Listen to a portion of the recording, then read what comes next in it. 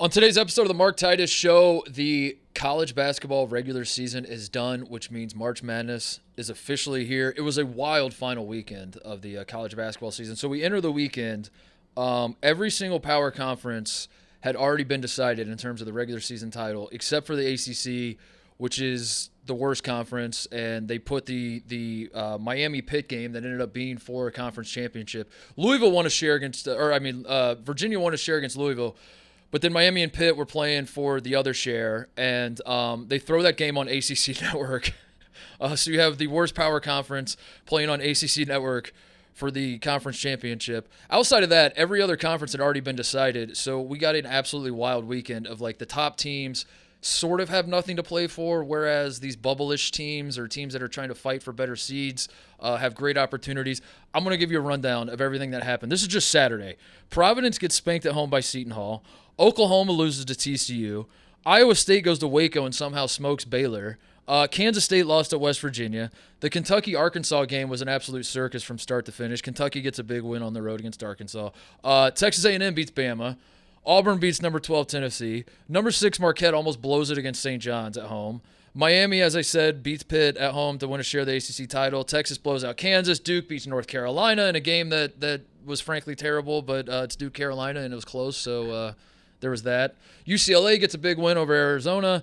That was just Saturday. Then Sunday, we get Purdue blowing a 24-point lead against Illinois, still finds a way to win. We get the number 1 team in the country, Houston, needing a buzzer beater to beat Memphis on the road. What I'm saying, folks, March is here. We're fired up about it here on the show. We are doing Power Conference Tourney Week this week.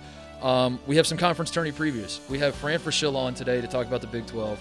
We have my good friend Mike Rutherford, big Louisville guy, on to talk about the ACC, which is obviously hilarious because Louisville won 4 games this year. He's going to lay out his path to Louisville winning the ACC tournament.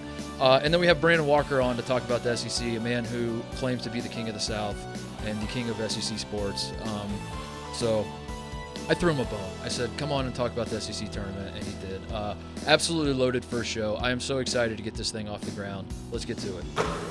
All right, we are rolling. We are live. We are doing a podcast. Episode 1, the Mark Titus Show. I don't know. Feels weird. Feels bittersweet. Feels a lot of things. A lot of emotions going on. I used to have a co-host named Tate Frazier.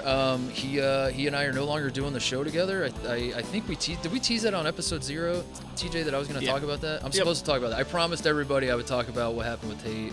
Spill the juicy details. I'm going to continue to tease it. I will do it today on this show.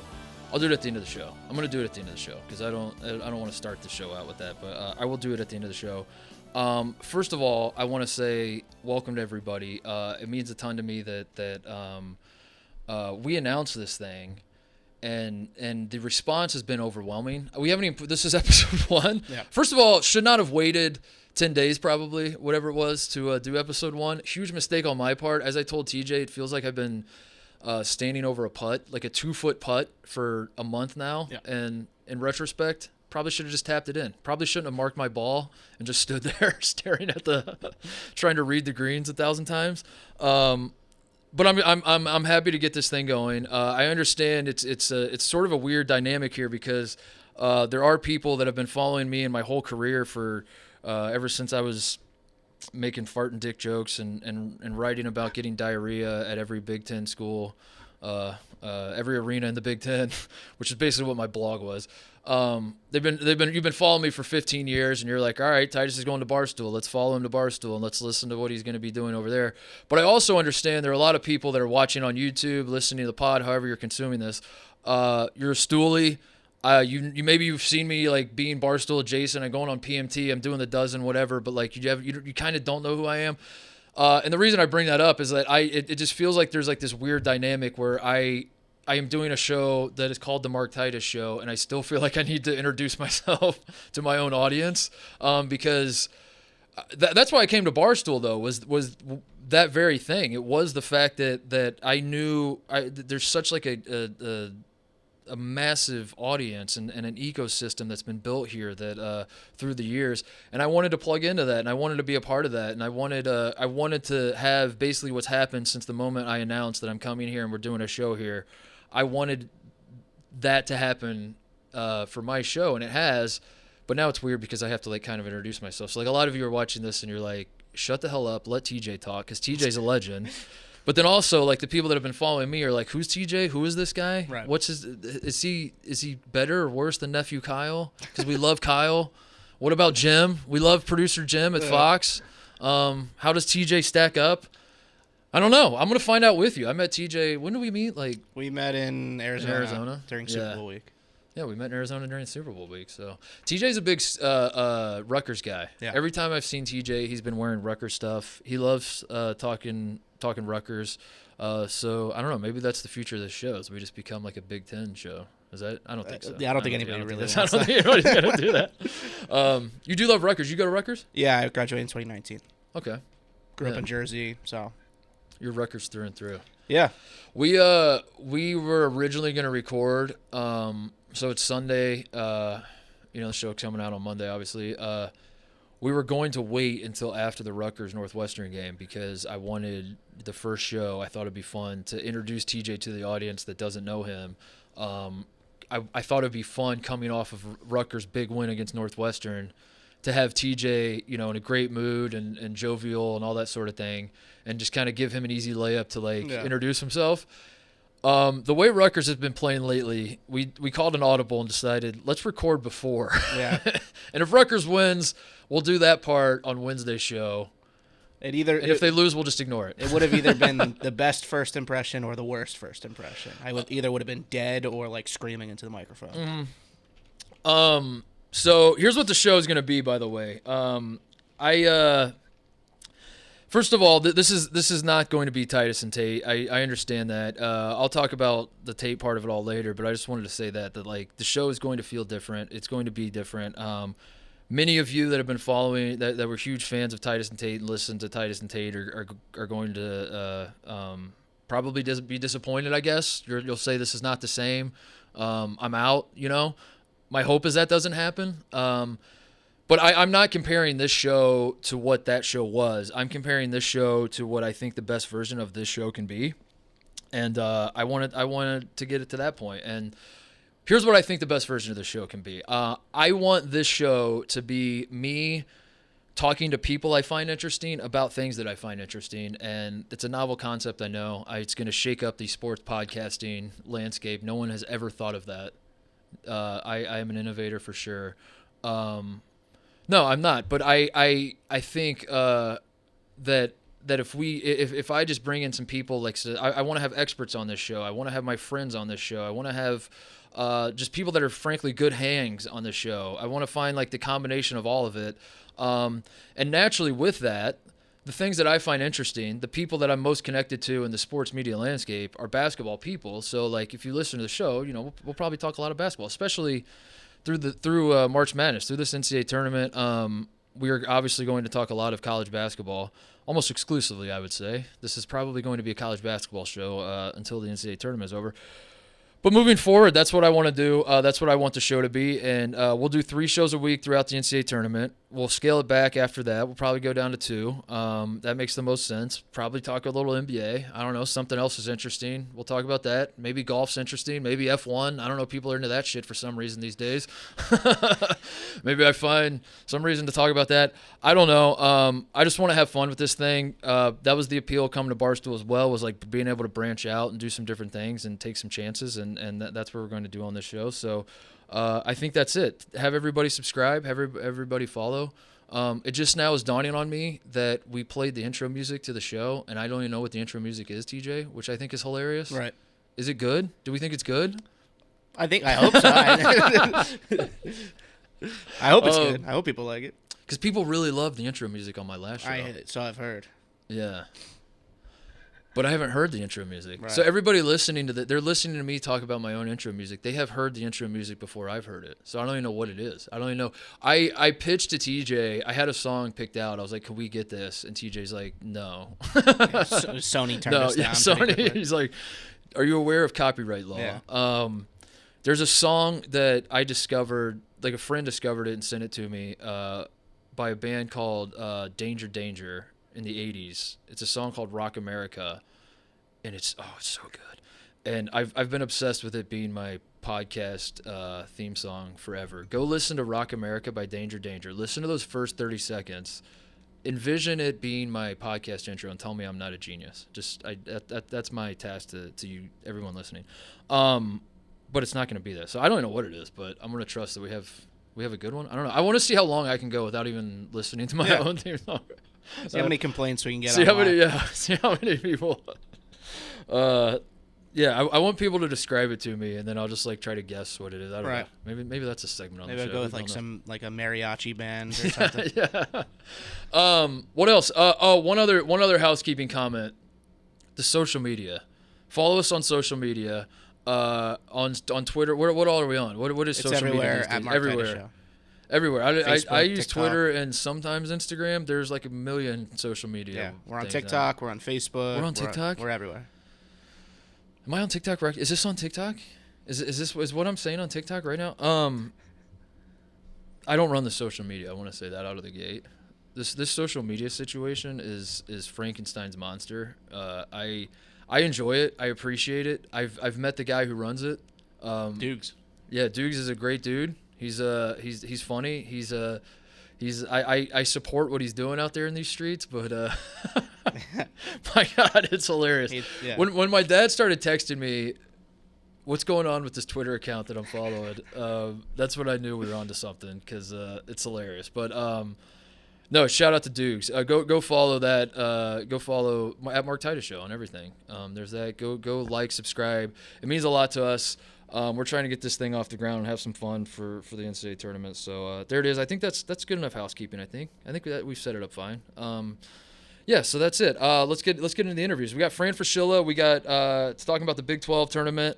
We got Mike Rutherford, great friend of mine, big Louisville guy. I wanted him on because he's hilarious and he's very self-deprecating, and Louisville won 4 games this year, and I just think it's I love Mike to death and I want him to be happy, but unfortunately sometimes him being not happy makes for the best content.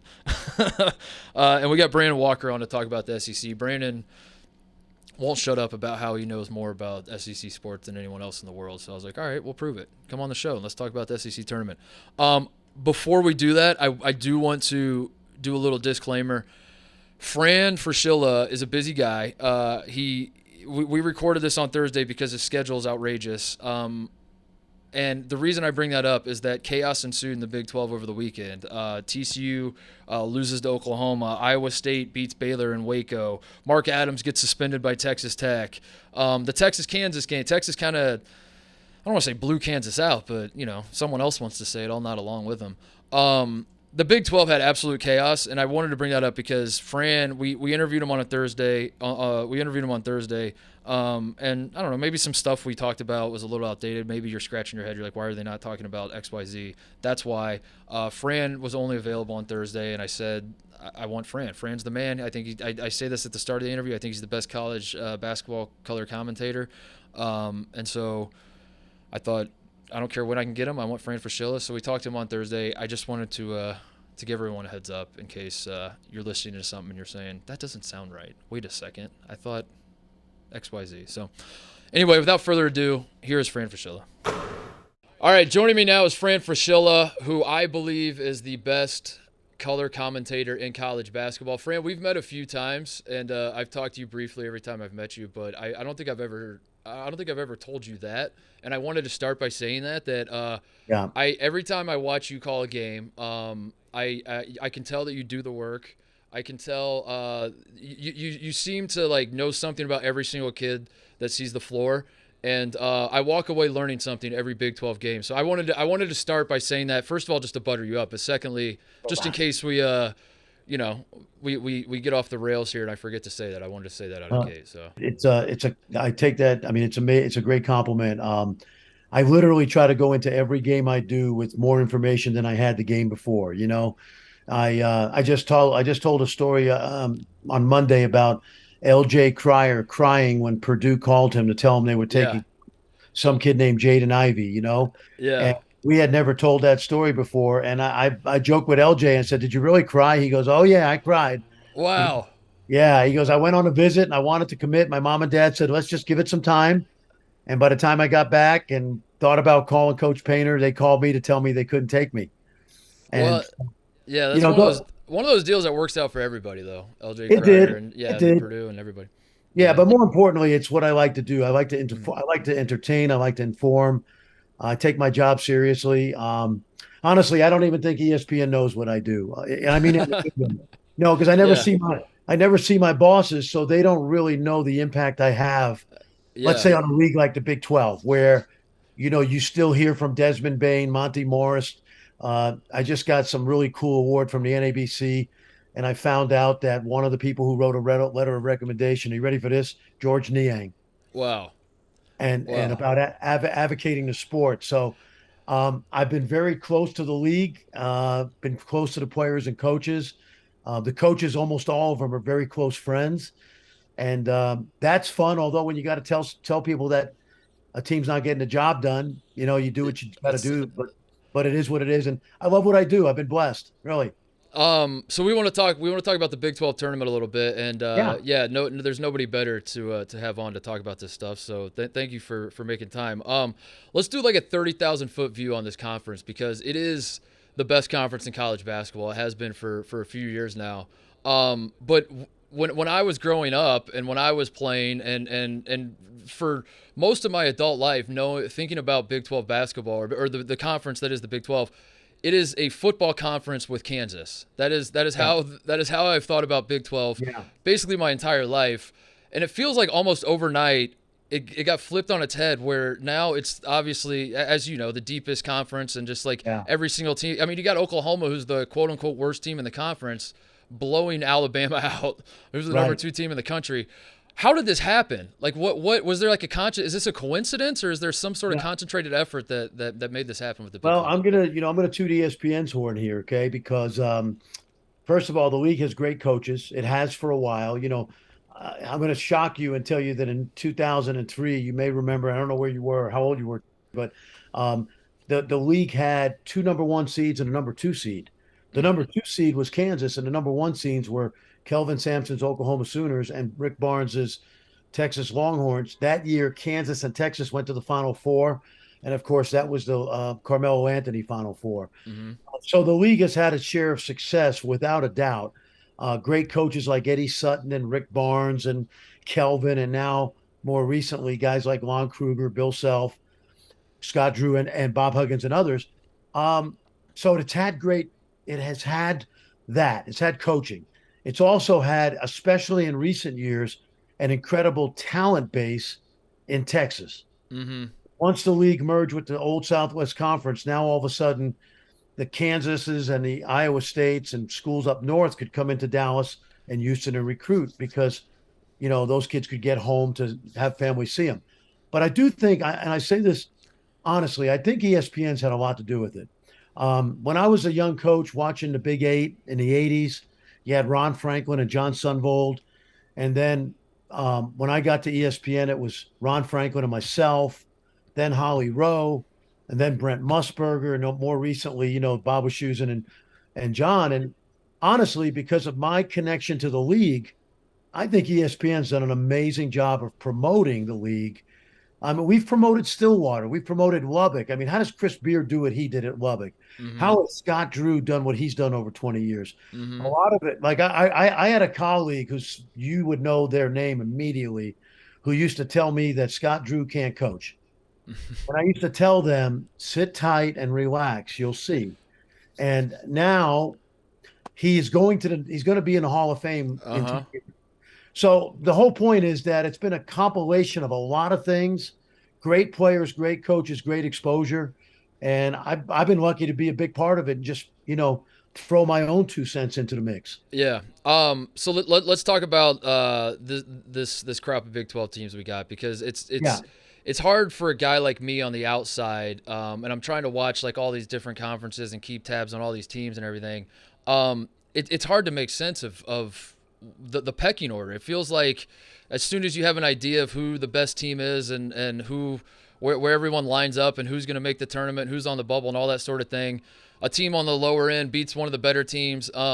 It's just an absolute mess, like trying to make sense of it, and I'm too stupid to make sense of it, Fran. So, like, Yeah. as we enter the Big 12 tournament, how many how many legitimate national title contenders do you think there are in this conference, and how many versus just good teams that are fun and can beat anybody on any given night?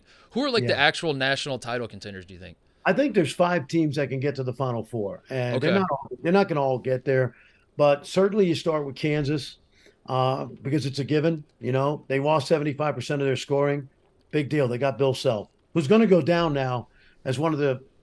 I would say he has a chance to be one of the 5 greatest college coaches in the history of the game, and that's Dean Smith. That's Coach K. That's John Wooden. You want to throw Coach Knight in there? Can you expand on that for the people listening that are like, he only has 2 national titles? How can that be when these other guys have more? Yeah. Well, I think first of all, it's not football. You see, if this was football, we already know before the season that there's going to be 4, maybe 5 teams that can win the football national championship. In basketball, because of the fact that it's so one and done, it's so one bad performance and you're out, that it's a crapshoot. It's like, why hasn't the Big Ten won a title since 2000? Mark Few's a Hall of Fame coach. He isn't going to the Hall of Fame. Why hasn't he won a national championship? So, when you look at Bill's, 17 or 18 Big 12 titles, when you look at the various Final Four appearances and now two championships, I think in the history of the game, if he's done now, he's going to measure up with some of the tops of all time, and he's got another 5 to 10 years. That's crazy. But the thing about Bill, and I know coaching, okay, and I say that humbly, but I know coaching. I know good coaching. I know average coaching. I know great coaching. Bill Self is one of the great coaches I've ever been around. He can take your team and beat his, and he can take his team and beat yours. Yeah. It doesn't matter. He will figure out a way to beat you. And he's doing it again this year. And that's why. And then the other thing about Kansas is they obviously have good players, but they also have a DNA about them. Like, we're Kansas, so we're going to kick your ass at home, and we're going to probably beat you on the road. Yeah. Yeah. This team feels very similar to last year's team, but I like the fears I would have is David McCormick and Remy Martin. I felt like last year were they were so huge in the NCAA tournament. I felt like McCormick should have won not national player. I'm sorry, Final Four most outstanding player. He was so good for them. So I guess I kind of think about that. Like, are they gonna can Yesufu be the Remy Martin of this team? He was at Drake in that 2021 NCAA tournament where he got hot, but I don't know. Like, I worry about the depth a little bit, but you're right. Kansas is the hot team, and they have an insane resume. I think they're going to be the number 1 overall seed, right, in this NCAA tournament. I think so. I said that weeks ago. I saw my buddy John Rothstein came out with that today. I've been telling him for 2 weeks. That's okay, I say it here, it comes out there. That's okay. Broadcast. But yeah, no, they should be. I mean, Alabama could make a case for it, but they're going to end up with. They may end up with 20 quad 1 wins. That's crazy. Yeah, that's crazy. So I mean, they're really, really good. I think obviously Baylor has been there. Their guard play is really good. I don't know how good their front court will hold up in the tournament. Yeah, it's great to have Everyday John back. He'll help, obviously. TCU is a sleeper, man.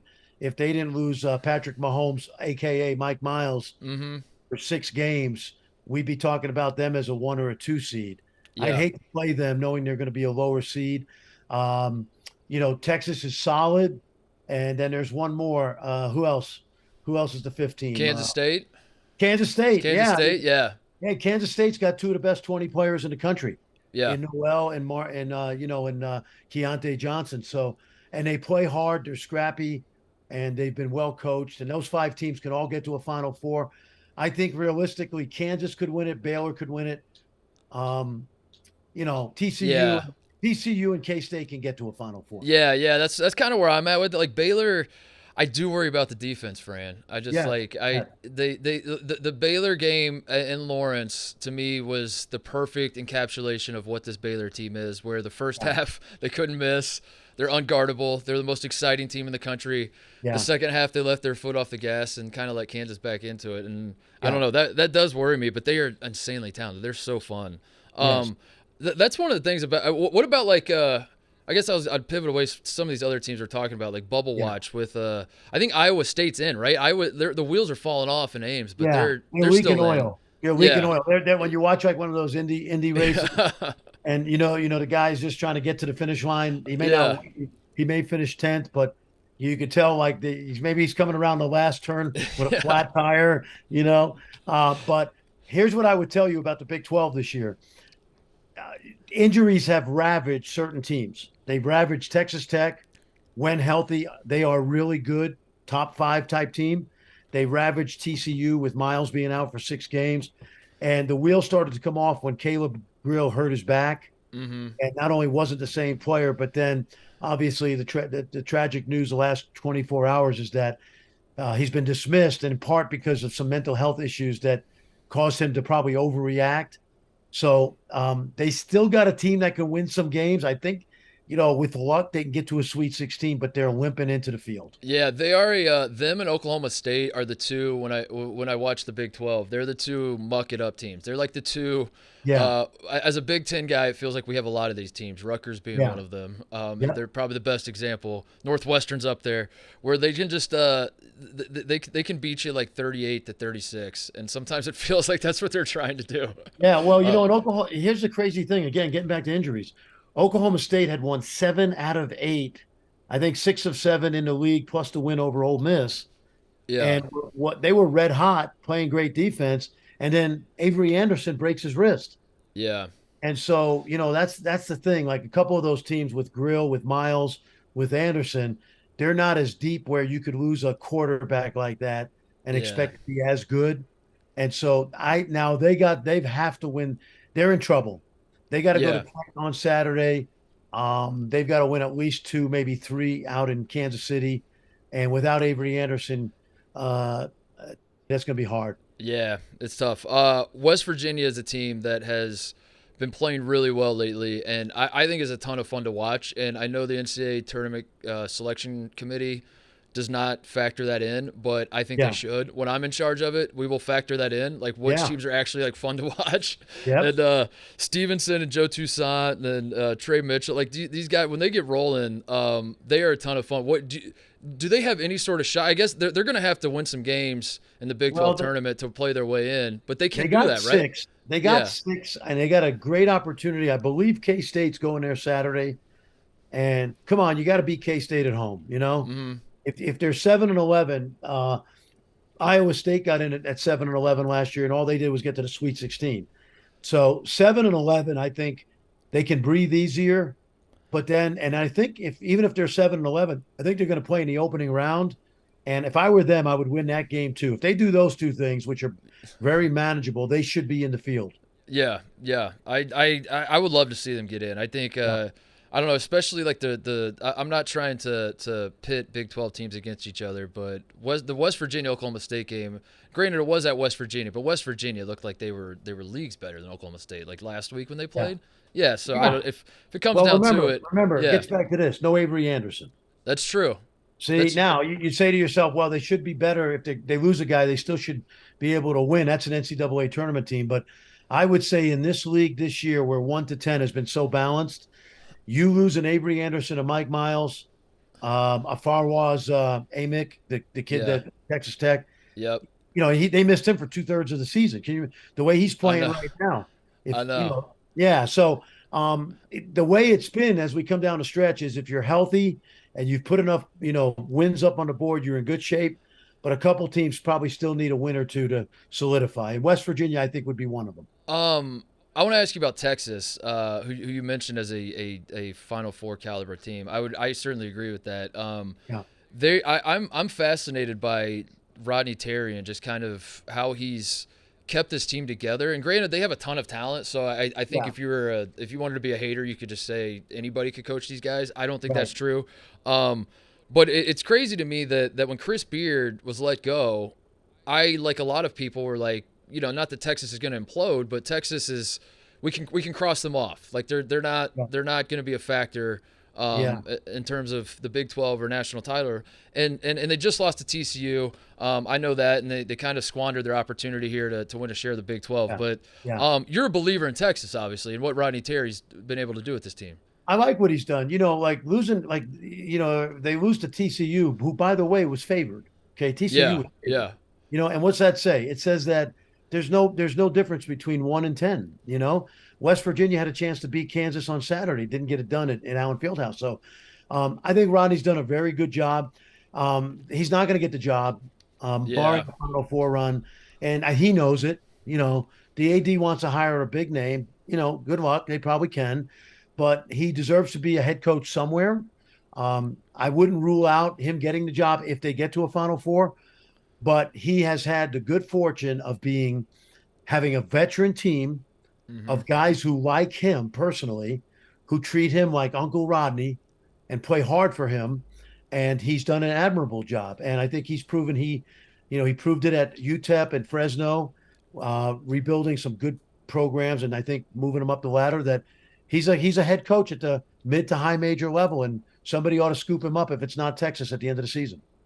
We I think we hit on every team, I want to say, but yeah, is there if it's not Kansas, like who do we like in this Big 12 tournament? We should say we're recording this before the final round of games, so I don't know if the seeding's fully set. I know Kansas is the one. Yeah. We don't know who else is going to play each other necessarily, but yeah, like what Well, I think first of all, the quarterfinals and the semifinals are going to be incredible.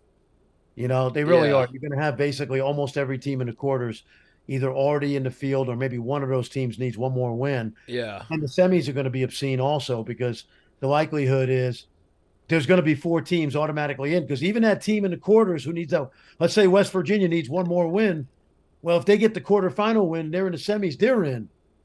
yeah. So semifinals are going to be made up of likely four ranked teams. That's crazy. And then the finals obviously going to be more of the same. So yeah, I think it's going to be like outside of Kansas. And by the way, Bill Self doesn't put a lot of stock in this tournament. I was going to ask you that. I wrote that Yeah, down. Like how much does this matter to teams I've been to one Big 12 tournament. It was yeah, probably 10 years ago. I thought it was my favorite conference tournament I've ever been to, and I've been yes, to the Big East. I enjoyed the Big East tournament, but like I guess it just comes down to Fran. I like barbecue more than I like New York City. I got it. So Me too. Me uh, too. so Power and light district. I remember being at Kansas City. I was like, "This is a cool," and kind of what you said. Like, but you got like 8 teams left, and all of them are good, and it's just I don't know. So I love the event, but I'm curious, like, how much does this matter? Because you got a guy like Scott Drew. He's never won this thing. Baylor, as good of a program as he has, he's never Yeah. even won it. I don't know if that's because they're not built for this, or if it's because he's just like, yeah, to hell with that. I'll just get ready for the No, it's NCAA just tournament. Well, yeah, just the competition. yeah, Iowa State, I think, has won it 3 or 4 times in the last decade, because it's crazy. it's like a home game. Yeah, that's true. When it's Hilton South, they call Kansas City Hilton South for a reason. And I said one year, hey, last one out of Ames, turn the lights out. And so K State, KU, Iowa State, these are home games for them. They really are. The crowds are incredible. So here's the point: like when Scott Drew in 21, they had the incredible run up until COVID hit them. Then they took Yep. 3 weeks off. Then they came back and lost to Kansas. They came to this thing. Kate Cunningham and company beat them in the semis, and they were able to go right to Indianapolis, rest, and then the rest is history. Yeah. And then Bill Yeah. Self said it many times. He'd rather win a regular season title than to win the Big 12 tournament. And so, but having said that, once you're in it to win it.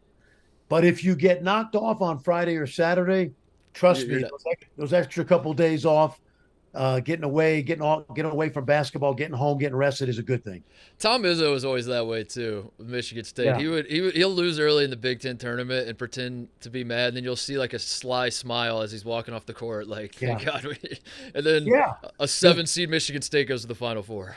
Yeah. And that's because guys like Tom Izzo and Bill Self and Scott Drew now, all they care about is what can their team do in March? Yeah. Fran, thank you for making time. I got one final thing. I don't got think it. there's anybody on this planet that loved your coverage of the international basketball scene, especially in the NBA draft, more than I did. Yes. Thank you. So I'm gonna do a segment here where I'm gonna call it. I'll say it for you, and you don't have to say a word. I'll just say it for you. We Yeah. need Fran Fraschilla back on the NBA draft. Get this man back on the NBA, especially at a Yeah. time when you have Victor Wembanyama, who's Yeah. dominating all the discussions of the next crop of guys coming out in this draft. I know this is supposed to be a Big 12 thing, but one international question, Fran. Have we as Americans, can we stop with I feel like that we were like basketball missionaries and we were spreading basketball around the globe. Yes. And Yes. Victor Wembanyama, to me, marks the moment in time where it's like Frankenstein's monster, that we've gone too far. And I think us as a country, we have to stop helping the rest of the world, because I think we have a problem on our hands where America might not actually be the best anymore. Before we go, I'll tell you, it's a two-edged sword. And thank you, by the way, for your comments. I got my hands full with USA basketball 3-on-3 now, which is an Olympic sport.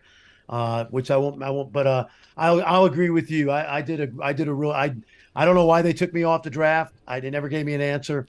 I did it for 12 years. I did it I'm like the middle reliever that makes the all-star team. Right. You know what I mean? Yeah. I'm that guy that comes in the 6th and 7th inning. He's got a .5 ERA, 53 appearances. He's an all-star. Then I come in, I pitch 1 inning, and I leave.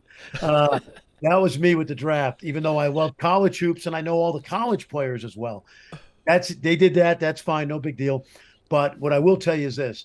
UB Brown, Chuck Daly, Dr. Jack Ramsey, Bob McKillop, so many others went around the world in the 60s, 70s, 80s. We taught the game to the rest of the world. And in many ways, they're teaching it back to us. Yeah, I know. And it's a good thing. It's mostly a good thing.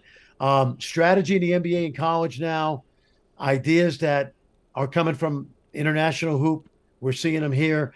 And then this whole nonsense with Jokic right now. Yeah. Are you kidding me? Yeah. David Stern, if he were alive, would be giddy. This league, this NBA is so much more watchable now. Mm-hmm. That 20% of the league is born outside the United States. Yeah. And it's better. It's better for American players. Remember when Americans couldn't shoot jump shots? We used to say that about college kids. And now because of Steph, Clay, KD, hey, how about this? Luke is one of the 3 best players in the world, and he can't shoot. He's like an American. He's like a kid, exactly. He's like a kid growing up in New York, and he's like Chris Mullin without the jump shot. So I mean, the game is shrunk. It's a great game. It's a global game. I'm just glad to be a small part of it. And that 12-year run with the draft was fun. His name is Fran Fraschilla. You can hear him calling the Big 12 tournament for ESPN this week. Fran, thank you for making time. We'll have to do this again at some point. Happy to do it. Thanks, man. All right, thank you to Fran Fraschilla. I'm so fired up for the Big 12 tournament. It's been the best league all year, and as he said, and as we were talking about, I mean, any team can win that thing. Oklahoma beating TCU just drives that point home that Oklahoma is supposed to be the worst team, and suddenly, I don't know, you're talking yourself into Oklahoma. Anyway, right now I want to talk about Rhoback Activewear. It is the best time of year, and there's no better way to spend it than with Rhoback. That first weekend of the college basketball tournament may be the best weekend in all sports, and it isn't the same without Rhoback. Rhoback's performance hoodies are the softest, stretchiest hoodies in the game. They're moisture wicking too, so when you're sweating out that bet or bracket buster, Rhoback's hoodies will get you through. Their performance Q-zips are the definition of versatile, perfect to rock in an arena or on your couch. And Rhoback's performance joggers are made for March. They're flexible, allowing for easy movement and celebrations when the buzzer beater falls. Rhoback has been gaining traction big time. I forget, I don't even know how many hoodies I'm up to now, like 5 or 6, I think. Every time I get a Rhoback hoodie in the mail, I go crazy. They're the best. They are the most comfortable thing. They look great. And after partnering with stars Armando Bacot and Kihei Clark, these guys are on a roll. So use the code Titus on Rhoback.com for 20% off your first purchase. That's RHOBACK.com for 20% off all hoodies, Q-zips, polos, and joggers with code Titus. Rhoback.com, 20% off, code Titus. Go do it now. Here is Mike Rutherford. All right, now joining me is a friend of mine who happens to be a Louisville fan, happens to run a website, Card Chronicle, Mike Rutherford Show. But most importantly, Mike, we got to start here. You have a new television show with Master P called The Truth with Master P. Do I have this correct? What the hell's going on? Well, you botched the title. I believe it's called The Truth, the realest sports show on the planet with P and Mike. That's the official title. Actually, the title? That's the real. We have shirts. Master P brought shirts. His agent called me before the press conference on Monday and was like, tell me where to go and all this stuff. And I finally had to be like, so I'm wearing like a crew neck and jeans. I've got a sport coat, but I was like, I'll be honest with you. This is my first Master P press conference. I'm not 100% sure what to wear. And she's like, P's going to have shirts for you. Don't worry about it. And P had shirts. So I started the week doing a sports TV show with Master P. I'm ending the week. I had a spa day with my wife, and now I'm doing a show with you on Barstool. This is what folks in the biz call range, Mark Titus. How about that? Look at you. Yeah. What do you call him? You call him P? This is the most common question that I've gotten this week. I swear to God, I dropped my daughter off at school. Like all the other parents are like, "What do you call Master P?" I call him in the show. I called him P. To his face, I call him Percy. I swear to God. Okay, all right. He's Percy to me now. Yeah, that's who we are. That's incredible.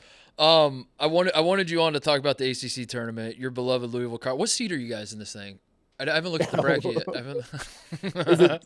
I know we didn't get one of the triple buys. I think we may have gotten one of the double buys. We are 15 out of 15. Mark. You are the 15 out of 15 seed, but as I said to you on Twitter, you're 11 wins away from a national championship. So if you look at it that way, one game at a time. It might not make a ton of sense to the listeners as to why I would have a guy representing a team that won 4 games this year break down the ACC tournament, but I feel like you're the one unbiased voice in the ACC. You've watched your team lose to all of these teams, and you have the best perspective on all this as to who's good, who's not good. My big overarching take on the ACC this year, it stinks. Is that a correct assessment? Yes. The only thing worse than watching your team be historically bad for your program, we never lost more than 20 games in a season before. We entered the postseason with 26 losses, is to watch them be historically bad in a historically bad conference. And let me also say, Louisville's strength of schedule this year, 20 spots worse than its next weakest strength of schedule over the last 20 years. So they've played the worst schedule possible in the worst ACC possible, and they're 4-26. And you said they could win 11 in a row here, which I'm going with mission 11 straight. But I've got to ask, like, are we sure it's 11? Like, I'm not. If they win 5 games in 5 days in Greensboro, they may be in the first 4 as a 16 seed playing like the winner of the SWAC. Like I think we're 320 in the net right now. I was doing the math, and I'm not sure that we're gonna have enough quad 1 victories to get out of Dayton. So imagine that we win the ACC tournament, and we're all sweating out Selection Sunday like we used to when we were good at basketball. But it's only to see whether or not we're a 16 seed that gets to play Kansas or a 16 seed that has to go to Dayton and play in the first 4. It's the American dream. But you're right.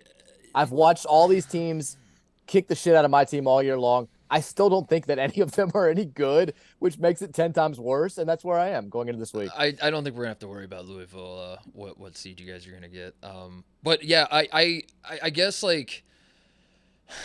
The defenders of the ACC might say that the conference is not bad. It's that like Louisville stinks and is weighing it down in terms of all these metrics, the Ken Palms, name some other ones. The net, is that a thing? Are we still doing that? The RPIs. Still thing. If it's because Louisville's so bad, it's because Florida State's so bad, it's because Georgia Tech's so bad, it's a bad note. Like you might point out that the bottom of the conference is just an anchor on all the metrics. And if you actually look at like Virginia and Duke and Miami, like there's some things to be excited about at the top. But you're saying no. You're saying even those teams don't move the needle for you. And it's fair as an outsider, because I don't want to come across as a hater, Mike. Like I'm obviously a Big Ten guy. And if I say the words that this is the worst ACC I've ever seen in my life, people might misconstrue that as me trying to be some sort of ACC hater. I'm not. I found myself this year watching as little ACC basketball as I've watched all year. And I have no choice but to think it's because like there's no teams that really move the needle for me. No, I think it's legit. I mean, the bottom of the conference is the worst it's ever been, at least certainly since Louisville joined the ACC. But the top 2, I mean, like, it's not good either. Like, it's worse than it was last season, and it was not great last season. They just had 3 teams make really deep runs. The top of the conference, I mean, there's no, I think at last check, there's no top 25 teams on Ken Palm. There's no, top 25, like all the analytics that you mentioned, the net, Bart Torvik, Haslam metrics. Titus rankings, whatever you've got. Like, there's no top 25 teams from the ACC. And last year, I think you kind of thought that there were some teams out there that had underachieved and just needed to get hot in the NCAA tournament. And that wound up coming to fruition. It saved the perception of the league. But like, we knew Duke had talent. We knew UNC had talent. We knew Miami had some great guards. There's some other teams out there that got beat early that could have made deep runs. And this year, I mean, again, as a team that has watched all of them beat the absolute piss out of my team, I still walk away. It makes it 10 times worse because I'm like, that team's not good. Yeah. Pitt is not that good. Clemson is not that good. And you're sitting here watching all like Virginia this year, I think, is just kind of whatever. And I say this as somebody who quite literally yesterday watched them beat Louisville by 15. But they don't have NBA talent like they did in years past when they had their best teams. They got a bunch of dudes that have been playing college basketball for 17 years, and they started off the season looking really good because of that. And then they just kind of, they hit their plateau early. Everybody else got better, and that's who they are. And then Carolina, I mean, what the hell's going on there? They've been the same team this entire year. They've never woken up. Duke is fine, but their freshman talent's not quite as good as we thought it was going to be outside of Filipowski. Like, it's just it's a whatever league this year. The one team that I kind of have an exception that I think is poised for potentially a deep run, and I don't know if you've ever heard this, but matchups matter. They got to get a good draw. Miami, the guards are terrific. They've got Miller inside this year. The one thing about them is they don't play any defense, which is an issue. But I still think that they, with the right draw and a couple of breaks, can make another deep run. This Miami team feels similar to last year's, I guess. And I guess that's why you talk yourself into why they might be a team that can go on a run. They were guard heavy last year. They were they were a little undersized last year, except the big dude from what country? Where is he from? Vanderberg, the Sam. Who was the big white dude at Miami last year that like shut down Walker Kessler? I remember him and guarding Walker Kessler and the whoever. But Miami, like most of the big guys that saw the floor for them, it always felt like they were undersized. I feel that way this year. So I guess like I'm with you that like when I try to think of like which team gets me excited in the ACC, it's probably Miami. My head says quit on Virginia. My heart won't fully let me because I do love the roster for some reason. Like I see Kihei Clark and Reese Beekman and Jaden Gardner and Ben Van. I'm like, this has to be a good team, right? And then I think about like what I've actually seen on the court, and it just doesn't. This is like this is one of Tony's worst defensive teams. The offense disappears. Reese Beekman's like the only playmaker they really have, but the ball's in Kihei Clark's hands more often than it is in Beekman's hands. Yeah, I'm with you. Like Virginia is sort of like the default team you point to and say, go represent the ACC on the national level, and I think Virginia's like we're not that team. We're not that good. I don't know how we're gonna do that. And remember earlier this year, it was like this new Virginia with all this offense. They don't have to be great at defense. Yeah, and right. The exactly. season goes on, exactly. And they're kind of whatever. I think Miami this year. I mean, they had Sam Wardenberg last year was the big dude who was just kind of whatever. This year they went and they got Norshad Ormier from Arkansas State, who was one of the bigger up grad transfers or just regular transfers. And then the Jordan Miller has been really good this season. So I think they've got a little bit more inside than maybe people give them credit for. The issue is they don't defend. And I know Wong and Nigel Pack and those guys are really good offensive players. I think you just kind of have to hope that they're going to step it up now that the games mean a little bit more. But it's just, I mean, you look at the metrics don't love anybody. I said no top 25 teams. Like there's no like top 35 teams, I think, in the ACC. It's just and then Virginia used to be the Ken Palm darling. The Virginia fans were the people that just if you covered college basketball and you spent any time online, inevitably you would have Virginia fans sending you screenshots of Ken Palm in the last like 10 years. Like this was just they were obsessed with Ken Palm because Virginia was like the Ken Palm darling. They're not. They're 37th now. Like I don't know. Did Ken Palm change his formula, or did Tony like? I can't believe that because I thought like with all the games Virginia's winning, they just won the ACC. If there's one person on this planet who would say Virginia's actually very good, it's Kenneth Pomeroy, Mike, and he's not saying it. So that concerns me. Tony tweeted some controversial stuff about vaccines, and Ken just had to knock him down. It's the only explanation for what happens here. But I mean, like if you like just watching Virginia, they just don't. There's something not clicking the way that it used to with that team. They seem poised. I mean, they're probably going to be like a 3 or a 4 seed.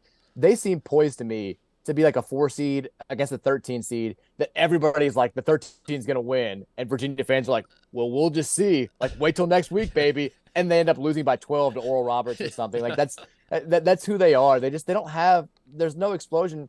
As much as we like to rag on Virginia for being like boring, slow, like when they were at their best, they had NBA players. Like they had dudes that are in the NBA right now, and there's not an NBA player on that team right now. And I think that's the big holdup. The 2019 team, if I remember right, had one of the best offenses in the country on Ken Palm. Like because I think that's why Virginia fans love Ken Palm is because people that don't pay attention to advanced metrics or whatever say Virginia's averaging 52 points a game. Their offense stinks. Right. And they love pointing at Ken Palm and saying, actually, we have the most efficient offense in the country. We have all this sort of thing. They don't have that. I'm with you, and I say that as a guy that I will always have a soft spot in my heart for Virginia. I will always think Tony Bennett's like the guy I want running my program. But also I can't lie and pretend like I have any sort of faith whatsoever in this Virginia team.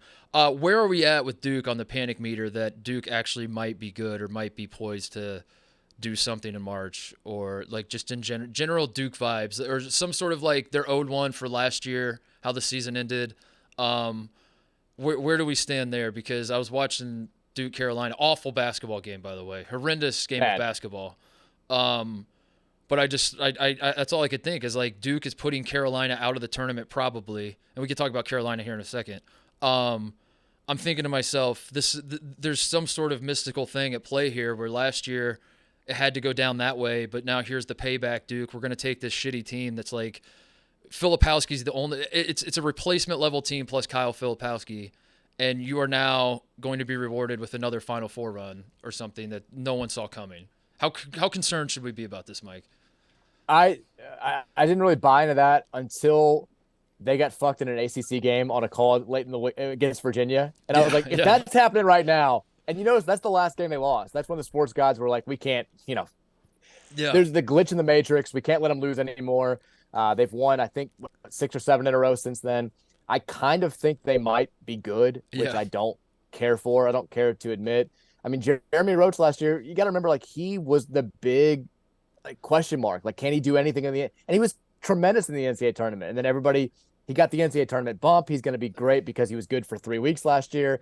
And then he's been just kind of whatever this season. If he can recapture that, whatever it was from last year, I think they've got a fighting chance. The Whitehead kid's been hurt a lot.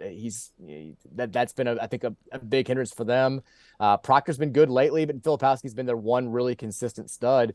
I mean, I know I said Miami's kind of the team that I think has the best chance of playing deep. I think that, Duke's probably right there with them. It's gonna come down to draw and matchups. Yeah, exactly. Like I do kind of think that they're good, and I don't like admitting that. I do believe in Filipowski. So if it comes down to that, like if you're a believer in like who's got the stud that can carry you, Filipowski can be that guy. I think at times, like I don't know, they're not gonna win a national title. I'm not going crazy here, but no. But he is. I mean, he is a guy that can take over games, and he's a matchup nightmare. But I haven't been excited. Going back to when Ohio State played in Cameron Indoor, all I remember watching that game is just yelling at the TV, "They're not good. Stop treating this Duke team like they're good. Like we don't have to be scared. What are we doing? This team sucks." And then they beat Ohio State by like 11, and I was like, "Wait, do we suck too?" And as it turns out, we suck too. They don't like when you watch them play, they don't come off as. I don't know if it's because of the Shire style of play, and they're playing at one of the slower tempos in the ACC, which still feels wrong. They don't score a ton of points, which also kind of feels wrong. And I don't know if that's what it is, but they just kind of – it's just sort of boring, more old school, like late 90s Coach K ball. And I don't care for the fact that it's working one bit. But it's like also, is it a product of – are they getting better? Is Shire finding his footing, or does the ACC just suck? Like this is the big question that we keep circling around to. Are any of these teams good? Are we talking ourselves into Duke because they're legitimately finding their footing, or are we talking ourselves into them because they've beaten a bunch of shitty teams from a shitty conference? Right. And as a Big Ten guy, I already know what's going to happen, and the ACC is going to get like 2 teams in the Elite Eight or 4 teams in the Sweet, whatever it is. You're going to get more teams advancing than the Big Ten, and then everyone's going to say the ACC was actually awesome, and all you guys are idiots for thinking that this conference was not good, even though we all know what we see. And we all like it's not even like an eye test thing. It's just like there's so many horrendous losses on all these resumes, and you got a team like Pitt that's like positioned to win the ACC, and they have everything to play for, and they're like kind of the darling story of the ACC, and then they just shit down their leg and lose 3 of 5 to close the season. And you're like, even when you like try to get excited about that, they kind of, take it away from NC State's sort of the same way, where I started talking myself in NC State at one point, and I could never get there with them. I don't know. It'll be fascinating to see. Should we talk about North Carolina a little bit? Let's do it. First of all, they're definitely out, right? In your mind, if it ended today, they're definitely out. If it ended today, if Selection Sunday was pre-ACC tournament, are they in or out in your mind? They're out, and they're not going to get in. I'll tell you exactly what's going to happen this week because I've watched this team. Like I thought that like I bought into Carolina. Everybody was like, well, they were an 8 seed last year and they got hot at the right time. Don't get caught up in the hype because of what they did in last March. I was like, whatever. Like they brought back Baycott's a double machine. That's as reliable as anything you're going to get in college basketball. The guards found themselves at the end of last year. They're coming back. Like we found out Hubert Davis can coach a little bit. Like I fully bought in, and I still like keeping the hope alive. But having watched this team, continuing to expect them to just have that click moment, I'll tell you exactly what's going to happen this week. They're going to beat the shit out of whoever they play in their first game. It's either Boston College or Louisville. Could be Louisville. We'll see what happens. They're going to probably beat Virginia in their second game. Mm-hmm. And everybody's going to do this thing where it's like, oh shit, here we go. Like I told you, like, and they're going to lose to whatever, because like the bracket is shaping up perfect for them. The bottom half of the bracket sucks. Whichever team comes out of that Clemson is going to wind they lose to Clemson after beating Virginia. They're going to wind up beating Carolina in the semi. It might be Virginia Tech, the 11 seed. I can see them beating North Carolina. Will lose in the semifinals right when they get on the precipice of like solidifying a bid or like being firmly on the bubble. They're going to shit the bed because this team hates success. They don't care. They're not good. They can't ever win when the moment calls for it. That's exactly what's going to happen this week. I can just picture Caleb Love beating Virginia. It's a defensive stop. Virginia's down 1 with 10 seconds left. Shot goes up and the ball just scramble for the ball and it gets batted out and the horn sounds and then Caleb Love picks it up and throws it in the air, jumps on the scores tables, popping his jersey, saying, I'm him, beating his chest. Carolina fans are going crazy. They're all the Carolina fans are like, suck our dicks for saying we're missing the tournament. We're about to get hot. We're in the tournament. We're definitively in now. And then they lose to Clemson or Virginia Tech the next game, and they're definitely out at that point. It's 1,000% what's going to happen. They're going to come out that game in the semifinals. They're going to like be popping, like they're going to go through the warm-ups. Like Hypnotize is going to be playing. They're going to be like just throwing up everything, and then they're going to come out and like RJ Davis will turn it over 2 out of the first 3 possessions. Baycott will pick up 3 fouls in the first half, and they're going to score 57 points against Clemson. And people will be like, "Oh yeah, this team fucking sucks." This is what we've been saying this entire year. They have never been a good team at any point all year. And the belief has been, as you said, is like they're just going to flip a switch like they did last year. But first of all, they didn't flip the switch when the NCAA tournament started. They started to get hot like towards the end of the regular season last year's team. Which makes me, I have no choice but to believe when you have Duke at your home court in a game where I do think if Carolina would have beat Duke, they're probably in when we wake up the next day. I think when we woke up this morning, if Carolina had beat Duke last night, they would most brackets. I don't know, maybe not, but like that was a game they had to win. Like no matter how you slice it was like this is the time. If you have a switch that you can flip that says let's stop fucking around and let's start playing good basketball, you're flipping that switch for the Duke game and the switch. That was a brutal game of basketball. So like they just haven't even if you're trying to silver lining this Carolina team and say you went to 4 OTs with Bama, anybody who watched that game just saw it was incompetence over and over and over on both teams, and it was like this is just disgusting. This team is terrible. They can't shoot. They turn it over like crazy. I don't see it, but at the same time, like you see those faces and those jerseys. And your brain just goes back to last year, and you're like, maybe, I don't know, maybe there's a way they do it again. You know the biggest winner in all of college basketball this year is? I think Evan, I do. It's Brady Manic. It's Brady Manic. It's Brady Manic. Back there. He's like, oh, what could possibly be different? They've got Leaky Black playing defense. They got Davis. They got Love. They got Baycott. You guys thought you could just go out and get one transfer white guy who's kind of big and he was going to make all the world of difference. No, Pete Nance sucks. I'm the man. I was the most valuable player in college basketball the last 5 years.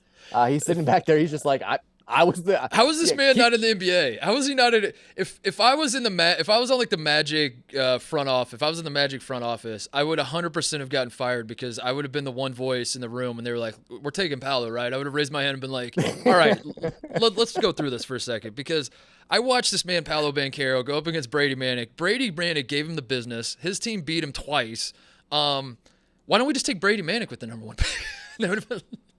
Get this asshole out of her. My brain works exactly the same way. It's why we would be the worst NBA GMs of all time. I'm like he's awesome. I've watched basketball the last 4 years. There's no I'm not going to buy any sort of competing argument. Mike, last night I was watching David Singleton go nuts on a senior night for UCLA against Arizona, and I pulled up mock drafts to see where in the lottery David Singleton is slotted to go. He doesn't even start for UCLA, and I'm like, this guy doesn't miss. How is? if you're an NBA GM, why would you not want this on your team? I don't understand. It makes no sense. I do the exact same thing. I'm still waiting for like Bryce Johnson to be the best player in the NBA because he was so good at Carolina. I'm too into college basketball. It's my fault. Other bubble watch teams. I mean, Clemson is out. What do we? I don't even know. I haven't been paying much attention. They were 18. This feels like a classic Brad Brownell season. They started 18-4 and then just have sucked down the stretch. They're not in, are they? Clemson lost to Louisville by double digits. I think by definition they're not allowed to be in the tournament. You can't lose to Louisville by 10 and be in the NCAA. I don't care if it was they were honoring the 2013 team. I know everybody was.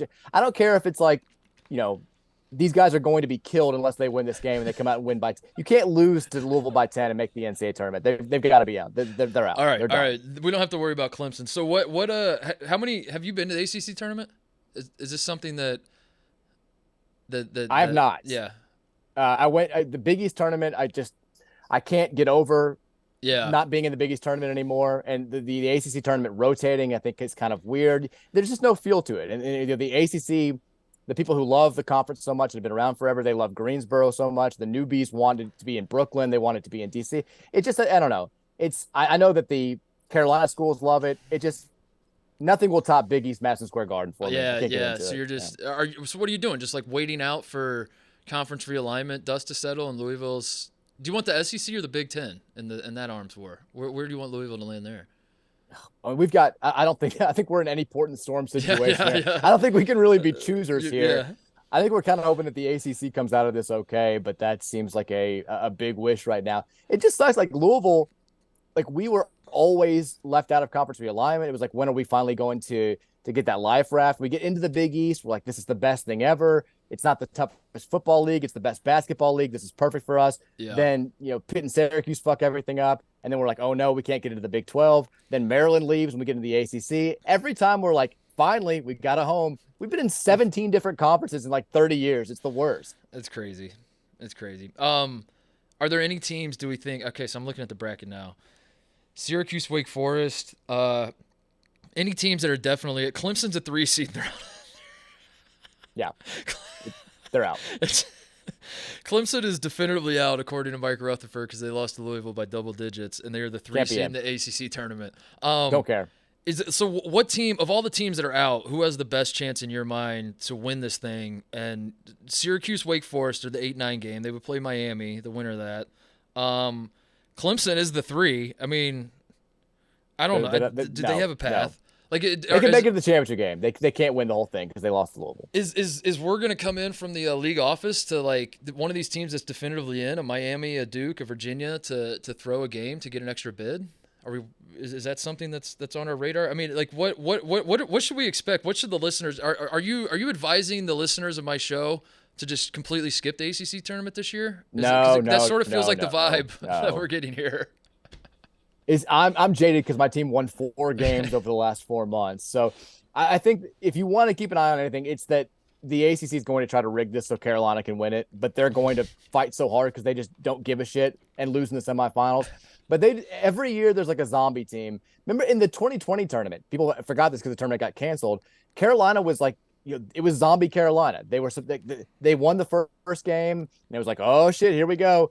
Like, can they beat Syracuse? Can they beat Louisville? Are they going to make a run? And then they lost to Syracuse on the last game when everybody was like, the world's already ended anyway. We're not going to play this. And then do you remember like the zombie Notre Dame team with Bonzie Colson? It was like, here we go. Yep. Zombie. And then they, I think they won 2 games and got beat. There's always one team that people are like, they're going to wake up. They're going to have their moment. This year it's Carolina. The league's, it's in Greensboro. They're going to have so many fans there. And they're going to like win the first 2. And people are going to be like, fucking told you, I knew it. And they're going to shit the bed on Saturday, on Friday night in the semifinals. That's what's going to happen. This is going to be the first big moment for my show. This is going to happen. We're just gonna pump this clip out like crazy and be like Mike Rutherford. I'm telling you right now. Yeah. Write it down. Awesome. Put it in your notes. Do whatever you want. That's exactly what's going to happen. All right. Some final thoughts. Is Kenny Payne getting fired on Wednesday? Do you think? Not what do you think should happen? What do you think is going to happen? He's not getting fired. He's here. Here's what's going to happen too with that. So Payne's going to definitely get another year. Pitino's going to get a power conference job. Louisville fans are going to just curl up in a fetal position and cry. for the 3 weeks, like, whenever that happens, 3 weeks from now, when Pitino gets the Georgetown job or the St. John's job or the UCF job, it's going to be tough. Everyone's going to have a bitter pill to swallow, but Kenny Payne will absolutely be back for another year, unless Kenny Payne says, I'm done with this. Being an assistant's pretty cool. I had a good life. That's what you said is a strategy the whole time is you're trying to get Kenny Payne to see the writing on the wall here. I should say, for those of you who aren't watching this on YouTube and are just listening to the podcast, Mike is wearing an Iona basketball sweatshirt as he's doing this interview. Go Gales. We love the Gales. That's how much this man loves Rick Pitino. What's a Beck? So who is entering their final ACC tournament, do we think? Mike Bray, definitely. That was a weird retirement. He retired and then, like, 24 hours later said, I never said I was done with basketball. I said I was done with Notre Dame. So that's going to be curious. Is this the end of Josh Pastner at Georgia Tech? It feels like it. Bray's gone. You know, there's also the rumors that Bray may take the Georgetown job. That's been out there for a while. Yep. Pastner, look, Kenny Payne, classic good guy move. They beat Georgia Tech for their first conference win. They were playing. He could have put the final death net. Like, if Louisville sweeps Georgia Tech, if you lose both games to Louisville this season, you've got to go. Kenny Payne, true good guy, says, nope, Josh has contributed so much to this program over the years. We got to keep him around for another year. We got to buy him another year. But I think that, barring something unforeseen happening in this tournament, Pastner's probably gone. The Georgia Tech job opens up. I mean, if Clemson, like, loses its first game in this tournament and then gets left out, I can see Brad Brownell. I mean, he's been basically, if Clemson cared at all about basketball, they would have fired him, like, at some point in the last 4 years. But they're basically like, he's probably good enough and whatever. We've got Dabo. We don't care that much. But I can see him going this year. If you wrote about college basketball at any point in the last 10 years and you're entering a season and you're doing some preseason preview type stuff and you wanted to do coaches on the hot seat, you just type Brad Brownell's name at the top and then you start from there and then you're like, okay, and then you crack your knuckles and you're like, all right, let's figure out who else is on the hot seat. This man has, I don't know how he's done it. He should run a clinic on how to be on the hot seat and keep your job without really doing much of anything. It's always impressive. They feel bad for him that he didn't get Zion, that he couldn't get the stepdad that job or whatever. My dark horse for this is his last ACC tournament is Jim Boeheim. It's in Greensboro. He has a team that is not good, but no one, as we've covered extensively here, no one in the ACC is good. He has an 8 seed. Jim Boeheim hates Greensboro. It's one of the most famous things that, or like the one thing we will all remember from his tenure in the ACC is that time, and multiple times, I guess I should say, that he shit all over the city of Greensboro and said the tournament should not be here. I feel like there's some sort of, you know, all the Syracuse fans want him to retire. They don't want him anymore. I feel like this could be a Jim Boeheim last hurrah. I'm talking myself. That's the zombie story I think I'm talking myself into, is like Syracuse finds a way to, maybe they don't win it, but they like get to the championship. They upset Miami. They give Duke a good game in the semifinals. I don't know. Like Jim Boeheim has his moment where he's like, kiss my ass, Greensboro. I'm the GOAT. And then he rides off into the sunset because I don't know. But I don't think he's actually going to do that. Jim Boeheim will never retire. I don't have the data in front of me. I think Syracuse has played in the 8-9 game in a conference tournament in like 17 of the last 18 years. Like, they're always playing that noon game on Wednesday or Thursday, whatever it is. Like, even the McNamara where he hit the crazy shot to beat Cincinnati, that was an 8-9 game. They're always in the 8-9 game. And then he always does like just enough to save his job, which I think this year would be winning the conference. I mean, they're not going to fire him or anything, but like to not be fired that much, to not have that much heat on him, I think he probably has to win the conference tournament. He has this weird thing going too now where the man hates the ACC. He hates Greensboro, but he's become like captain ACC defender. Like when everybody's he does do that. Yeah, where he's like, you know, they get their ass kicked by Bryant. Everybody's losing. He's like, it's like, look what we did in the tournament last year. Look, I'm like, you didn't do anything. You weren't in the tournament last year. He's like, just watch this year. So I feel like Jim Boeheim's going to be rooting for Duke and like Pitt and all these teams more than anybody else this year, just because he's like become ACC. But that team, I mean, they're not good. Other Syracuse teams in recent years, you have that zone. I'm like, yeah, maybe this team is just they're not. Barring Joe Girard going full McNamara, there's no chance. I don't think. Everybody listening's like, so no one's gonna win the ACC tournament. Got it. Everyone. Like everyone's like waiting. Everyone's got their phones out ready to gamble on this thing. They're like, all right, so I listened to Rutherford on Titus Show, and never mind. I guess I'm just not going to bet on any of these teams. And it got canceled in 2020. It can happen again. It might happen again. It might happen again. We didn't even talk about really. We don't need to, but I just wanted to mention how bad Florida State was this year and how much like you guys overshadowed how horrendous Florida State was. And, yeah, Leonard Hamilton should be sending gifts to Kenny Payne because no one talked about it all year, about how bad this team was.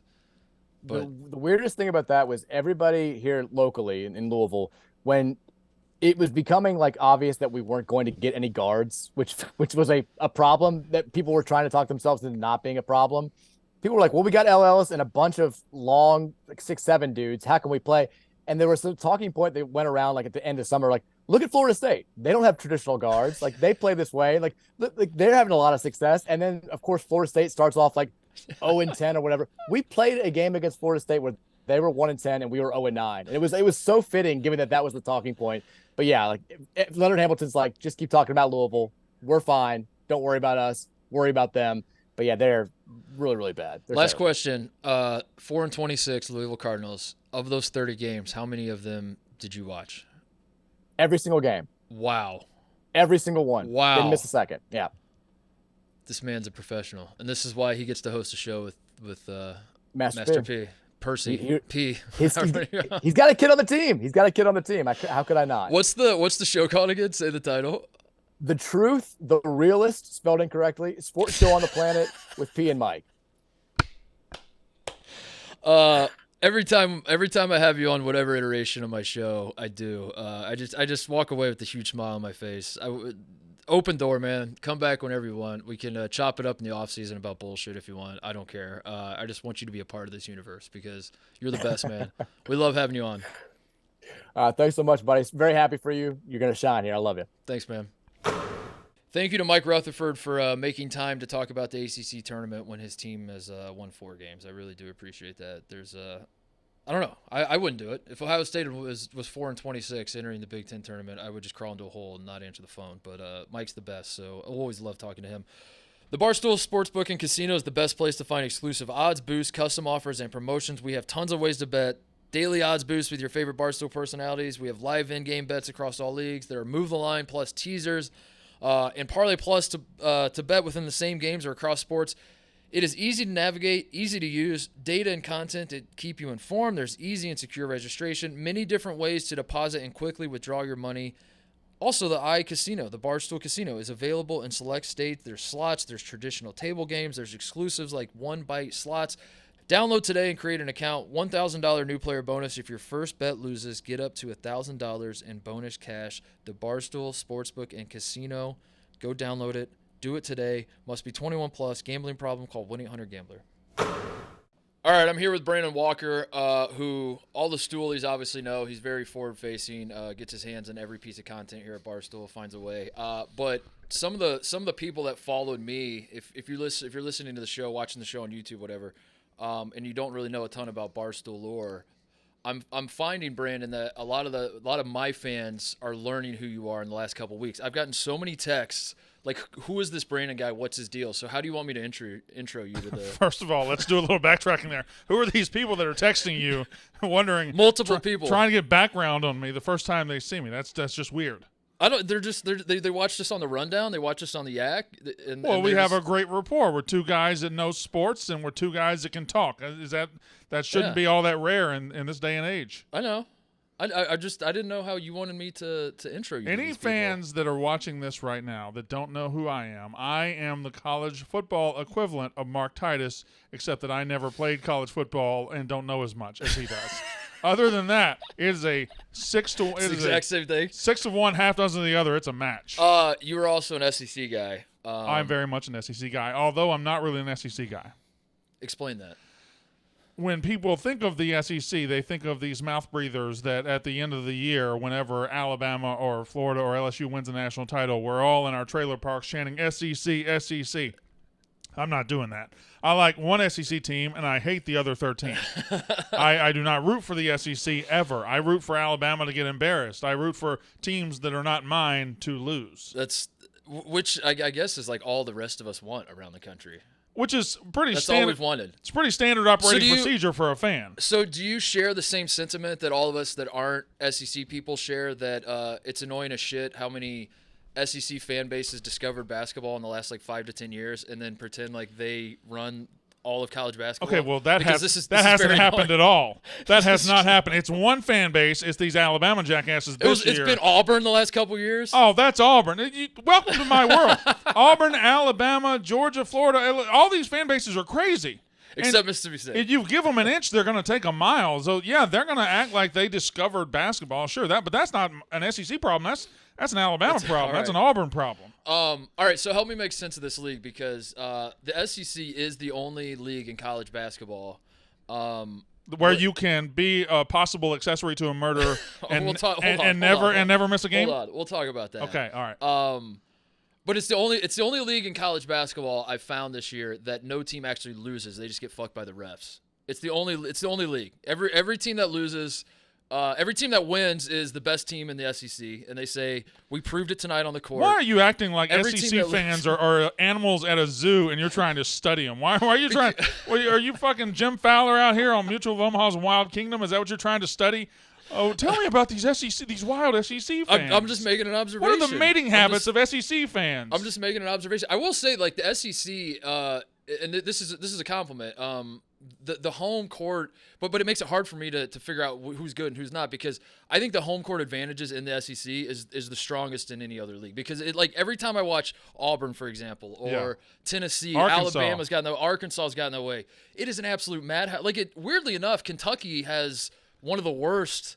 They're the best program in the SEC, and they've kind of been eclipsed by all these other programs in terms of the environment, the home environment. Kentucky's got an Alabama football problem. Yeah. If you study SEC football environments, Alabama is not top 5 in rowdiest or loudest. It's just not. It's a business meeting. That's what it is. They go there to see victory, and when they see it, they clap. When they don't make any noise. Kentucky's the same way. Yeah. It's a business environment.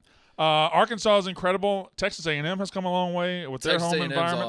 Awesome. Yeah. It's just, but what it is fan bases in the SEC who can turn it off for college basketball. When they're not good, they're not that engaged, and they will turn it off. It's not really like that in the rest of the country. Yeah. But when they're good, when they turn it on, all of a sudden you have incredible atmospheres, with the exception of Arkansas. Arkansas is always plugged into basketball, no matter if they're good or bad. Yeah.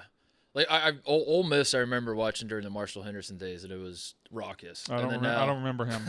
Now, when did he play? Didn't we send the Storm Chasers to an Ole Miss game? That was the dumbest decision we've ever made. And there was pictures of them, and there's 40 people in the crowd. There were there were 17 people in the crowd, and security was kicking them out of a section. Still kicking them out. No matter where they went, security just followed them and kicked them out. So the SEC this year, let's just talk about this year. The SEC tournament starts Wednesday. So Wednesday. This is coming out Wednesday morning, so people listening might be watching the SEC tournament as it's going on. Alabama won the league going away. They were clearly the best. I think going into the season, it was Kentucky, it was Arkansas, it was Tennessee. Those are the 3 teams that everyone was high on. Those were the 3. I think people were high on Auburn. People were high on Alabama too. Not as high as they ended up being. And then Texas A&M obviously kind of came from the back of the pack to be great. And Alabama won the league on Wednesday, but they only ended up winning it by 1 game. They went 16-2. A&M went 15-3 So.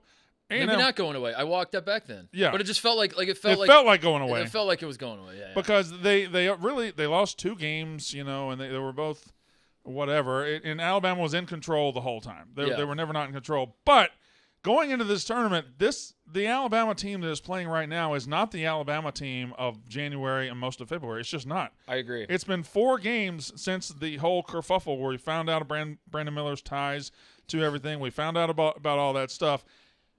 It's been 4 games, and they've been average in all 4 games. Yeah. They lost to A&M. They beat Auburn in overtime. They beat South Carolina in overtime, and I believe they beat Arkansas in a pretty close game where they came back. So they're not that strong of a team right now.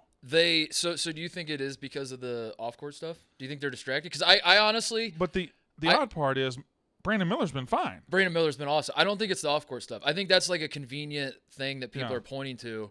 I think this team. I've been saying this all year about Alabama. I think they're stupid, and I when you watch them play, they don't know how to play basketball. Yeah. In terms of the turnovers they have are some of the dumbest If you put a supercut of all of Alabama's turnovers this year, they're some of the dumbest turnovers. No, the ball's a hot potato in an Alabama game. You'll see. It's not a valued thing. But they are so talented. They are so athletic that it makes up for, and they play so fast and they shoot a ton of threes that it makes up for a lot of their sins.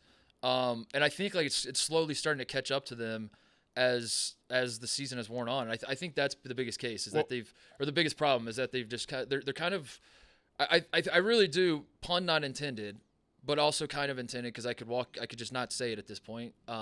But I do think they shoot themselves in the foot. I think they're going to shoot themselves in the foot. Yeah, you probably shouldn't say that. That's just a crazy thing to say. I do. Just a wild thing to say. And if she'd gotten shot in the foot, nobody would have been charged anyway. But here's the thing about Alabama. Brandon Miller is a weird player. And I don't mean the off-the-court stuff. I mean in the fact that they kind of look to him like he's a senior leader. Yeah. When they're going crazy and haywire and they're turning the ball over, they have about 3 possessions in a row. They just get it to Brandon Miller, let him do the thing. He calms them down, and he gets them going. Every time they've made a run this year, it's because Brandon Miller has made plays. And that's like senior leadership from a guy who was at his high school prom last year. It's a really weird – it's kind of an upside-down team if you think about it like that. Yeah. It is because you got Quinterly and Sears who are the guys. But Quinterly plays like a chicken with his head cut off. He absolutely does. Yeah. If he's on, great. But if he's not, he's taking bad shots. He's turning the ball over. He's doing these crazy things, and they have to use the freshmen to get him back. Now, in these last 4 games, Brandon Miller's been great. He scored like 37, 25, whatever. But the rest of the guys have been not very good together. Yeah. And I think going into this tournament, you're going to see a combination of hungry teams like your Arkansas and your Auburns of the world, and then your Kentuckys who use this tournament to get right. I mean, right. It's a Kentucky tournament. I don't think Alabama's got a chance to win this. Does Alabama need to win? No. If you're a Bama fan, what do you want to see out of this SEC tournament from Bama? I don't know. I don't know time. how you focus if you're an Alabama fan because you've spent 2 weeks embarrassing yourselves on Twitter and acting like we're all crazy for thinking a player should have been suspended for a game or two as they figure this thing out. That's for the. I haven't had a show obviously during all the Brandon Miller stuff, so I haven't really had a place to talk about that. I think that's ultimately he should have been suspended for a game or two. That's basically it. He was under investigation for a couple of weeks there where they ended up we found out that he's cleared and everything's fine, but maybe let's let him sit the bench while we figure this thing out or something. I don't understand how he just played through the whole thing. I not to be like the middleman here, but it did spiral. It was a PR disaster because Nate Oates is such an arrogant dude, right. and is so wants to puff his chest out and be defiant of everyone that's mad at him at all times. But I ultimately landed on obviously the people that knew the facts of the case that said Brandon Miller wasn't really involved. And I felt like it was just mostly like Nate Oates just let it spiral out of control because he said all the wrong things out of the gate. And at the end of the day, when people were walking away from it saying, did Brandon I had people reaching out to me like, who's this guy on Alabama that shot a girl and is still playing? And that's what the story became. And so I sympathize with Alabama fans in that regard because the story because of Nate Oates, the story spiraled so much that people lost track of all the details of everything. And before you know it, you have people that aren't paying any attention that are saying, wait, Brandon Miller murdered a woman and is still playing basketball at Alabama. And it's no, stop. Everybody stop. That's not what happened.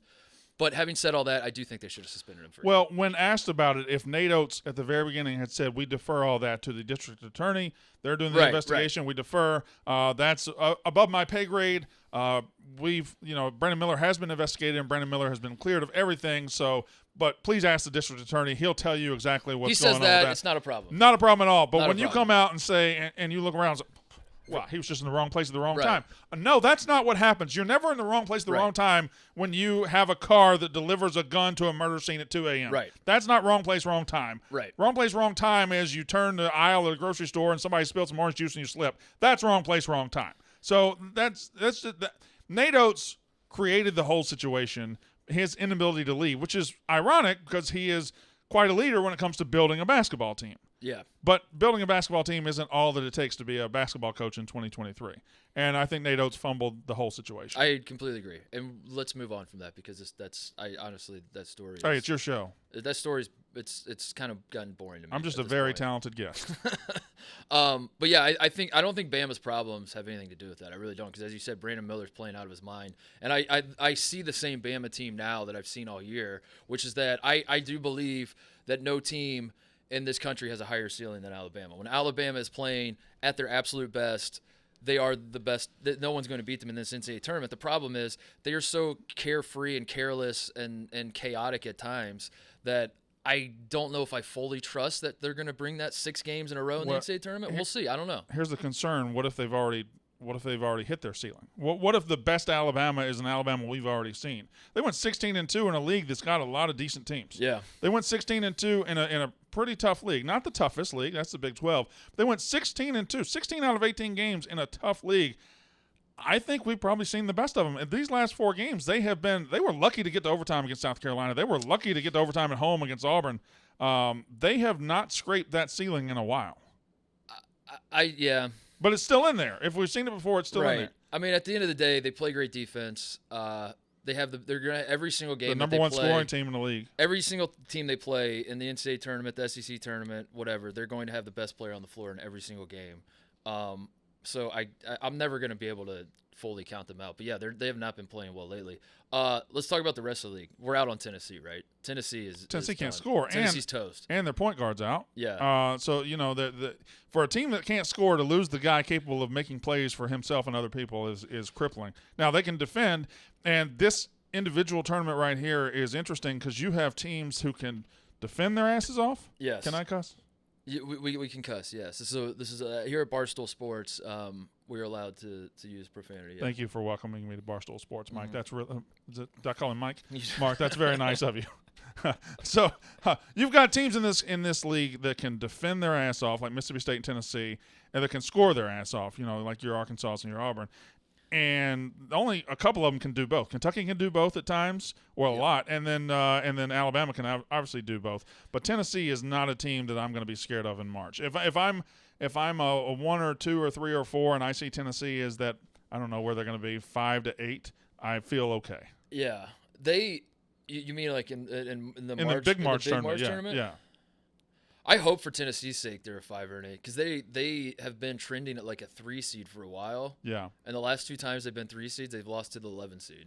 And I feel like that's their destiny. That's what if Tennessee's a 3 seed on Selection Sunday, they're going to lose to an 11 again. They're gonna lose. That would be troubling. To one of the teams that's in the. They lost to Loyola once, right? They lost to Michigan and Loyola, right? Yeah. Yeah. So if I look at the SEC, if I'm stacking them in order of teams I think can win this tournament, Kentucky is number 1 for me. What the SEC tournament? SEC tournament, yeah. And I understand that they've been up and down. They just lost to Vanderbilt Wednesday night, but they went on the road yesterday and beat Arkansas. Mm-hmm. They with no point guard. With no point guard. That doesn't bother me with this team as much because they need Case and Wallace back. They're going to do nothing in the NCAA tournament if they don't. Over a 6-team stretch, that is true, but over a 1-game stretch, I thought it really kind of helped them yesterday. Yeah. Because they didn't have anybody that could ball handle, so what they did the first 10 minutes of the game was they didn't screw around. It was one pass post-entry, post-entry. And they had a concentrated plan to get it down to Sheboy, and he did that for about 10 minutes. He got up to like 15 points, 5 rebounds. Then they opened it up for the other guy who had 37 points. I thought that was the best use of their offense. So they can. Cal was more willing to throw shit at the wall too on defense, like throwing zone at him here and there. Yeah. Because he was like, we're short-handed. Let's just see what works today. But they need Case and Wallace. They need Case and Wallace. You're not beating a smart, disciplined team in March if you don't have a point. Yeah, guard, and just like those moments are going to come in the NCAA tournament where it's a tie game with 3.5 minutes left, and you just have to give your ball to the guy that's going to be in the NBA next year and say, please help us. So you think Kentucky can win this SEC tournament? Because they're plus I think 550 I think they can. I think their number 1 priority right now is to get healthy. I think I think the Arkansas game was their SEC tournament. Like what a lot of these programs do, and especially like the Blue Bloods like Kentucky, they're not trying to win the SEC tournament. They're trying to put themselves in a position during March Madness where they can go on a run for March Madness for the actual big tournament. And I think Kentucky got what they needed out of the Arkansas game. I think that was their get right. They lost to Vandy at home, as you said, when Wallace got hurt, and then they go on the road against a team that desperately needed a big win, and to not have Wallace and to play as well as they did. I think Calipari and all the Kentucky fans walked away from that and said, I like our team. I don't think anything in the SEC tournament is going to change that. What is their draw? Who do they got in the first round? They're going to play Vandy or LSU or Georgia. They can't lose one of those. But if they lose to A&M in the semifinals, yeah, I think Kentucky's fine with that. I think they say to themselves, we're going to take the time, get healthy, and be ready to go when the I tournament think the starts. idea of that is sound, and you're using other conference logic to come to that point. The thing is, there's not a team in the country that owns their conference tournament the way Kentucky owns the SEC tournament.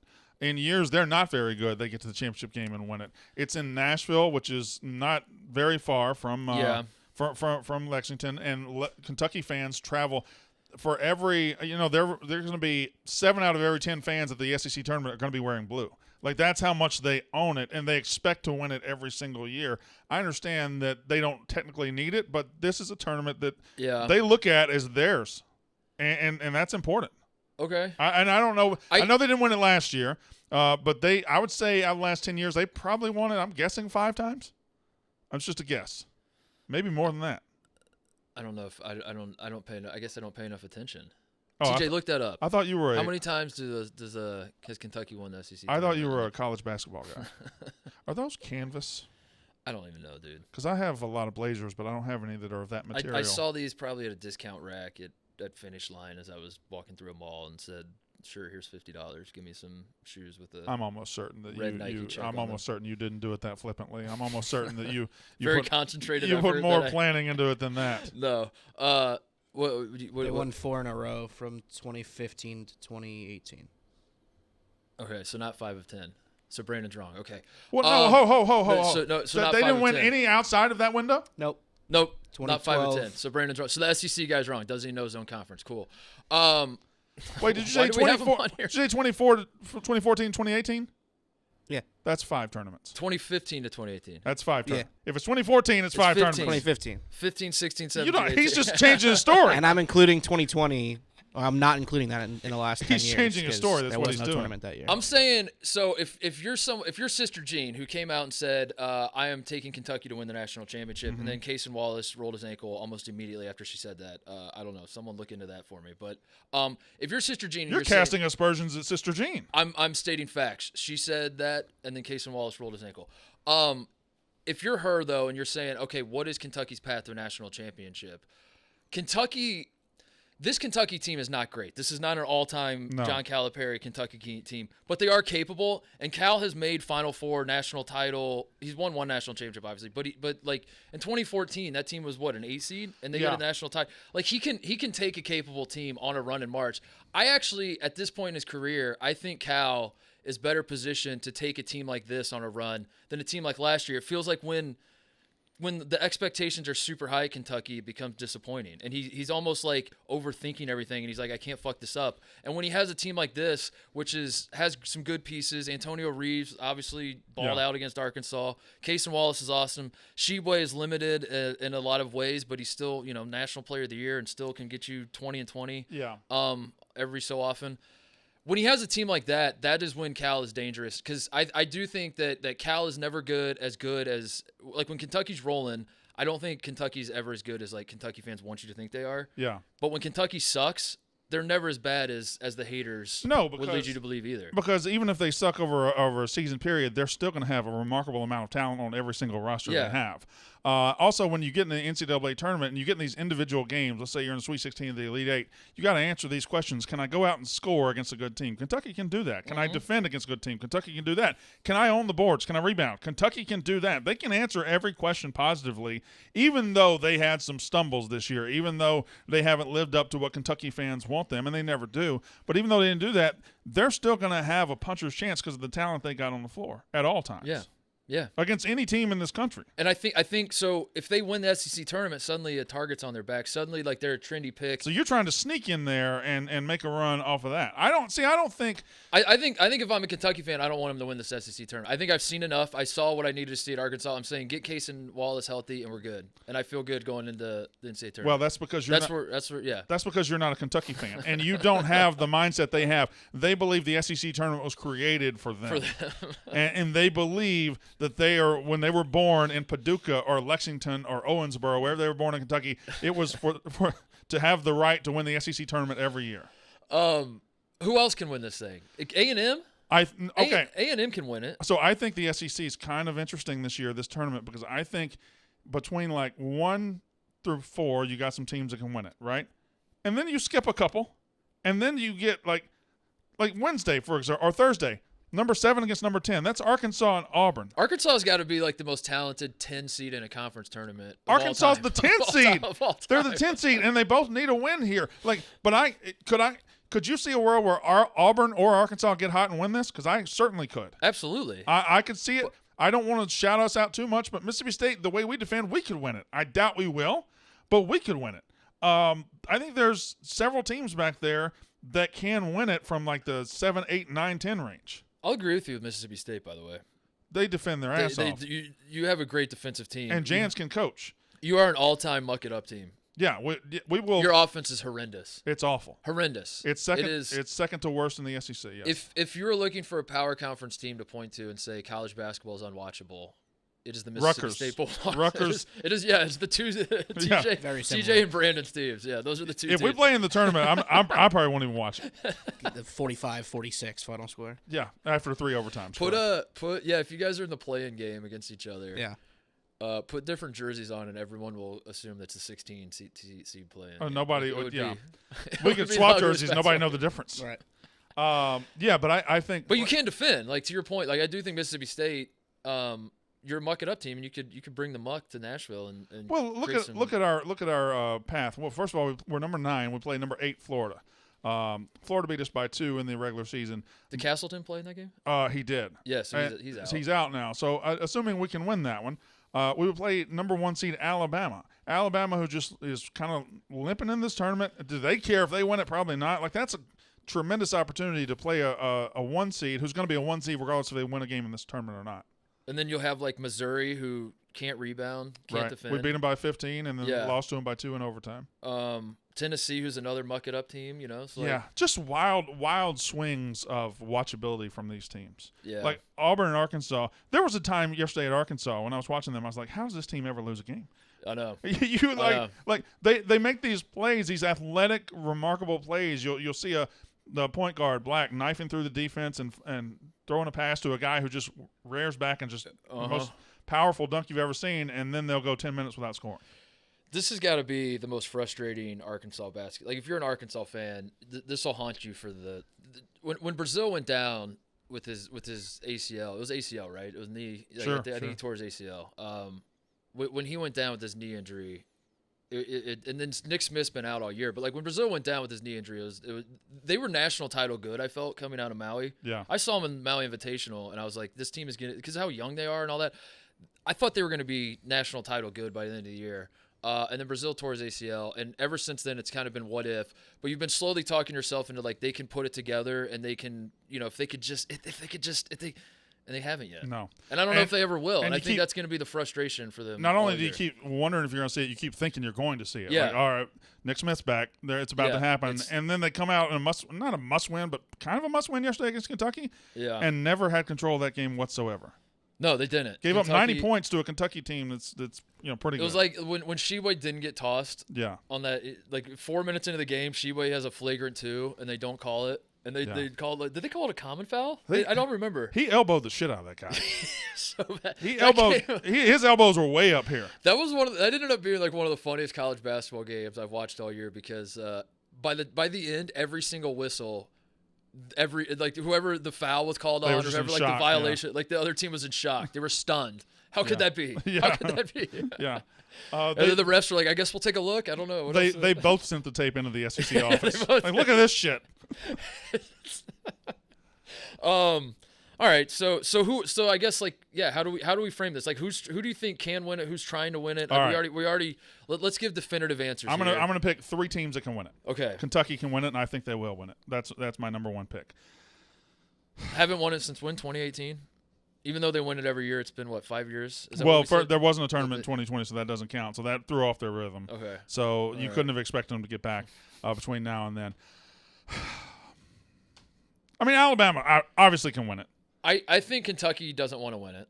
That's crazy. I made that case. What do you mean they don't want to win? What are they going to put like one extra year? Like you say, they win it every year, so that's why they need to win it. But at the same time, like they need one more number in Rupp Arena on the big SEC championship. Okay, so they have 48 of them now. They're going to have 49. No, it's the what is it? The drive for 9, the strive for 9. So what do you want to do? They care about the big banners. So you just want to put every player, every team out on the floor, all 14 SEC teams, and look them in the eye and say, "Do you want to win this or not?" And if they say no, what you expect Kentucky to say no?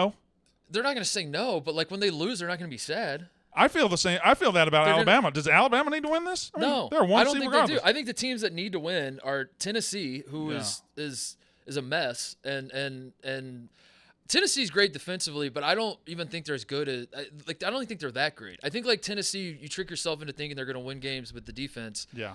But you watch them, like I know what my eyeballs are telling me, and I'm like, they look like a football team. Like honestly, when I watch Tennessee, it feels like I'm watching like a sports movie where the school's basketball team, for some reason, can't play anymore. Like they died in a horrific crash or something. That's nice. And they need they have to like throw together a basketball team to play the season, and so they have the football team come in and step in and play, and it's like a miraculous story that they've like gotten this good, but they're not actually a basketball team. That's how I feel watching How Tennessee. in the hell did you come up with that scenario? That's how I felt. Of all the things that could have happened, you came up with that. A plane crash. Because I'm watching them yesterday, and I'm thinking, outside of Vescovy, this entire team is football players. They're like, because when they play defense, it's not even like fundamentally sound defense. The it's tall just like European they got, I hate watching him play. Yeah, I hate watching him play. Plavšić.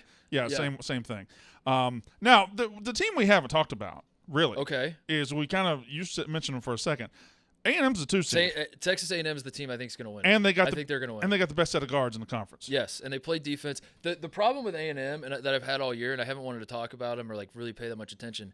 Their non-conference, the way they started the season was horrendous. I think they started like 6-5. Yeah. They lost to Wofford. They lost to who else did they? I had it somewhere. They lost to who else did they lose to early? Murray State. They lost to Murray State at home. That's who it was. They were horrendous to start the year. Something happened over Christmas. They've been like 17-3, I think, since Christmas. Yeah. So they're like a completely different team. But when you look at their resume, it gives you pause because you're like, is that team that lost to Wofford Murray State going to show back up? They haven't. They've been pretty good. But you guys beat them recently. We did. So doesn't that make you think that they? Well, first of all, you're someone that always thinks like if Mississippi State beats them, they can't be that good. That's not what I think at all. I have never thought that in my life. You literally said that to me about Arkansas off air when I was like, I think I'm talking myself. Last week I texted you, I think I'm talking myself in Arkansas, and you said we beat them at Bud Walton. They suck. If we beat you, you suck. That's not. Said. We beat Marquette. We have a win over Marquette. Marquette's going to be a 2 seed. So there. And we beat them at home. Beating somebody on the road and beating them at home, 2 different animals, right? Okay. You expect to, if you're a halfway decent team, you expect to get them at home, and then you beat them on the road. Like, oh wow, okay. A&M, I got a theory. Okay, are you ready for the theory? Okay. They have the best guards in the conference, the best guards in the SEC. Do you agree with that? I agree with that. Yes. Is their run to going 15-3 in the league a testament how good they are as a team? Or an indictment of the guard play in the SEC? Because if you go team by team, I don't know that guard play is a strength of anybody outside of A&M. It's certainly not a strength. It's not the main strength of Kentucky. It's not the strength of Alabama. It's not the strength of Arkansas.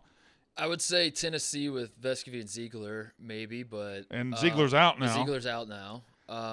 You don't look at this league right now and say, and you're not wowed by the guard play. But I would say.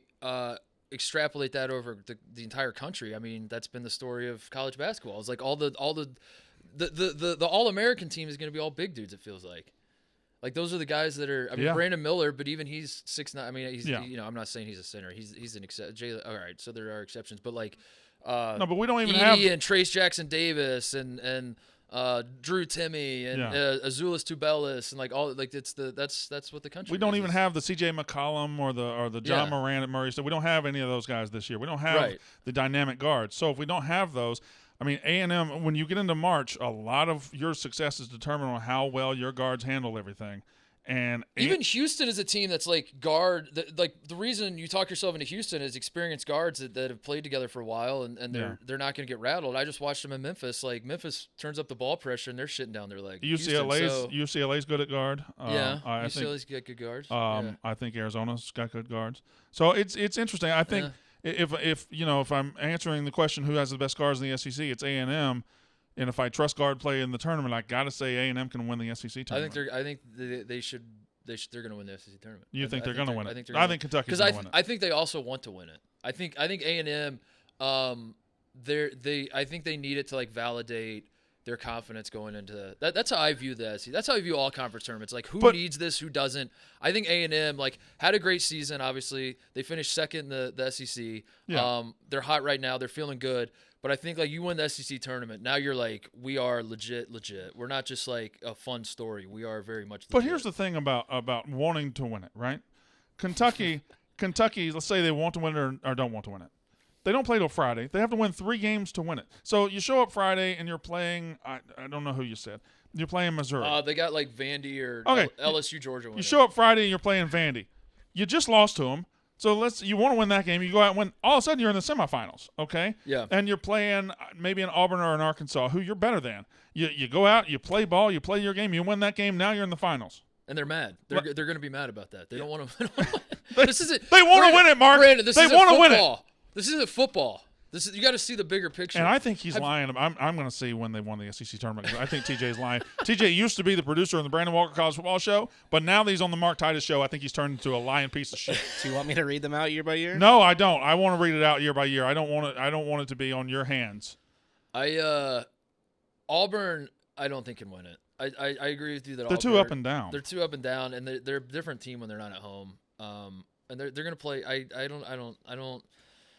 I don't think Auburn. I think they want to win it. They're on the bubble, obviously, but I think beating. This want to win it thing you've got is crazy. No, it makes total sense.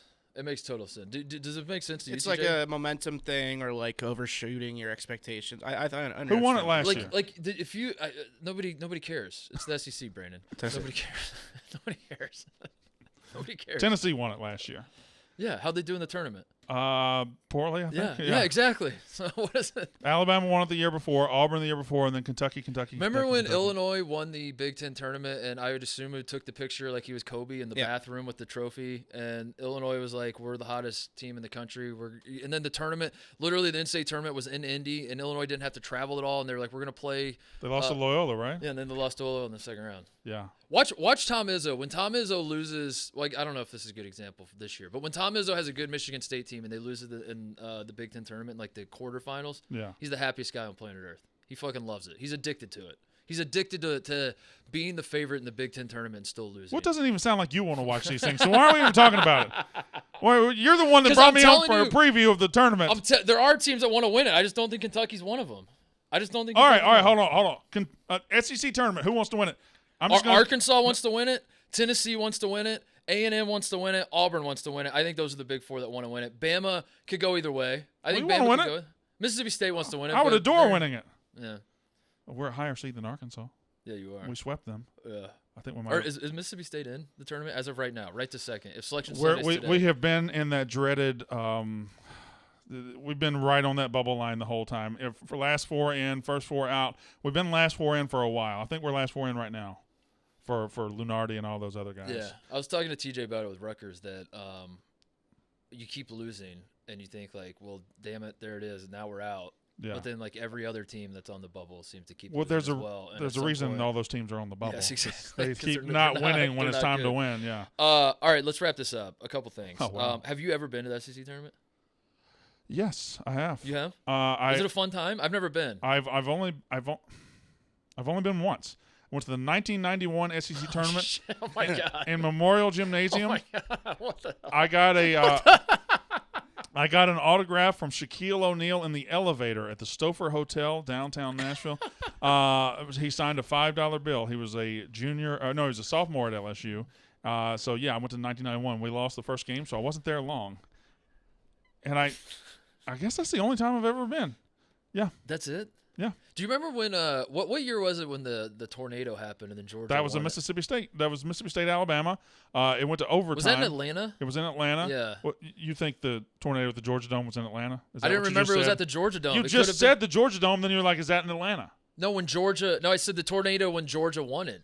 Georgia did win. won. Georgia won. Did Georgia win the I tournament? thought Georgia won it. We had to play 2 games the next day, or 2 games one day, and we lost to Georgia. I thought the story, if I remember right, Georgia, there's a tornado. They moved it to Georgia Tech, yeah. And then Georgia was like the 13 seed or the 12 seed or something. Yeah, they beat us. Won the SEC tournament. Is that right? I think they got to the championship. I don't know if they won it. Yeah, Did they? 2008. Yeah, they won. They won? Yeah. That was in 2008. Yeah. Yeah. You know who Ben Hansborough was on that team for Mississippi State. Tyler Hansborough's little brother. Oh. He ended up going to Notre Dame and being the conference player of the year, but he sucked for us. Last question: is Greg Sankey evil? Why does he not allow court storming? What is that with Well, that? I don't think. And like what? Why is the SEC anti-fun? Why is the SEC trying to like? How much time you got, destroy buddy? all college sports? Like, what's going on here? Because SEC isn't really college sports; it's pro sports veiled in college sports. They make pros go to class. Number one, Greg Sankey isn't evil. He's not even a human. He's just a robot. He's a conglomeration of every single SEC campus that's just built into a robot form in Birmingham. I don't know. SEC sucks, man. When it comes to their administrative decisions, they treat everything as if college sports are the most important thing that ever happened on earth. And I guess in the SEC it's treated like that, but like this is not allowing court storming. It's so boring and so stale and so stupid. Like, let college basketball be college basketball. I don't understand finding teams. And also, schools, they fine you $250,000. Who gives a shit? I've never understood that. Why do the students You pissed care? $250,000. That's not a big deal. Pay the damn fine and storm the court. Why do the students care? I've never understood that. Like, you tell the students Because you can't security's storm or holding else- a fucking are- forearm in their chest and Is that what it is? Yeah, I mean they're not soft arming them there. They're saying you can't go on there. I was at the A&M Bama football game, not this past season, but 2 years ago when Bama was number 1 and A&M won on the. Who's the quarterback? Calzada? Was that the Zach guy? Calzada, yeah. He came in and was slinging it for A&M, and They won on a last-second field goal, and I was on the field when it happened, and it was insane. And I remember, like, even then, like, in the aftermath of everyone stormed the field, they were talking about how they're gonna have to pay $250,000, and I was like, who gives a shit? Like, enjoy the night. Everybody enjoy the night. This is fun, isn't it? Do this more often. A&M has I don't understand. one rich booster who's got an oil thing out in West Texas who would say $250, got it, done. Let's storm the field.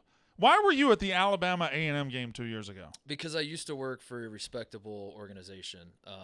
You're really dumpster diving these days. Called Fox Sports, and do you think this was a wise decision? I don't know. Time will tell. You have coworkers now named Balls and all this kind of shit. The early feedback I got was your show may be a success, but it's going to be very dependent on what kind of guests you can get in. And if the Barstool Bozos start showing up on your show, you're going to be in serious trouble. So I don't know. Man, we'll see. Your agent took you for a fucking ride, man. We'll see. He took you for a ride. Promote something. You're on like 1 million shows. What do you want to promote? I have a college football equivalent of this show. It's the off season right now, unnecessary roughness. What's the funny about that? It is the off season. That's not a joke. It's the off season. I don't know. You're promoting your off season show. What do you want me to? What am I going to promote? The Yak? I'm like the 7th most important person on the Yak. You're such. You're a real dickbag. You know that? You know that my wrestling show's been canceled. You're a dickbag. I didn't know that. Don't let the smile. That script right there should say. Don't let the smile fool you. I didn't know that script should say dickbag. That's what it should say. Asshole. This was nice. I enjoyed it. I look forward to doing this a lot. All right. Well, Brandon, we will do it again. Mississippi State will make it in, and maybe they'll go on a little run, and we'll have you back on it to celebrate. I feel like 96. Yeah, there we go. How old were you in 96? I was 9. I remember watching that, actually. I remember you guys lost to Syracuse. Yeah, because John Wallace was on that Syracuse team, right? Yeah. John Wallace was doing that whole hitting shots. You had Eric Dampier, right? Dante Jones, Eric Dampier, Darrell Wilson. Yeah, it was. Is that your only Final Four? It's our only Final Four. That was in Jersey, right? The Final Four's in Jersey. It's in the Meadowlands. Yeah, East Rutherford. The logo is the Statue of Liberty holding a basketball. That's right. Yeah. Yeah.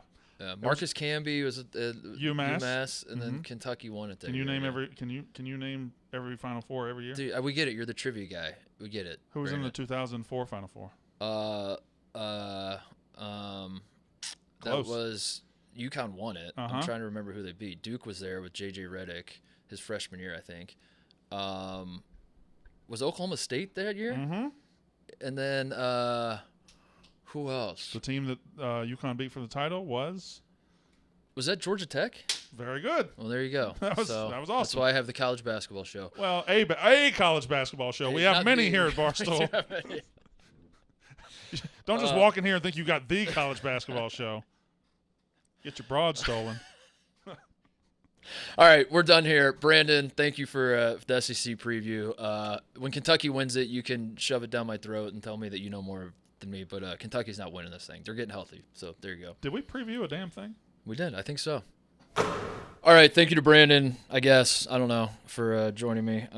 He did come in on a Sunday, and Brandon wants to start a rivalry with me for some reason. He's just a wrestling heel in general. Is that his thing around Barstool, TJ, just in general? Ever since I told him that I was going to be producing this, he's been mean to me around the office too.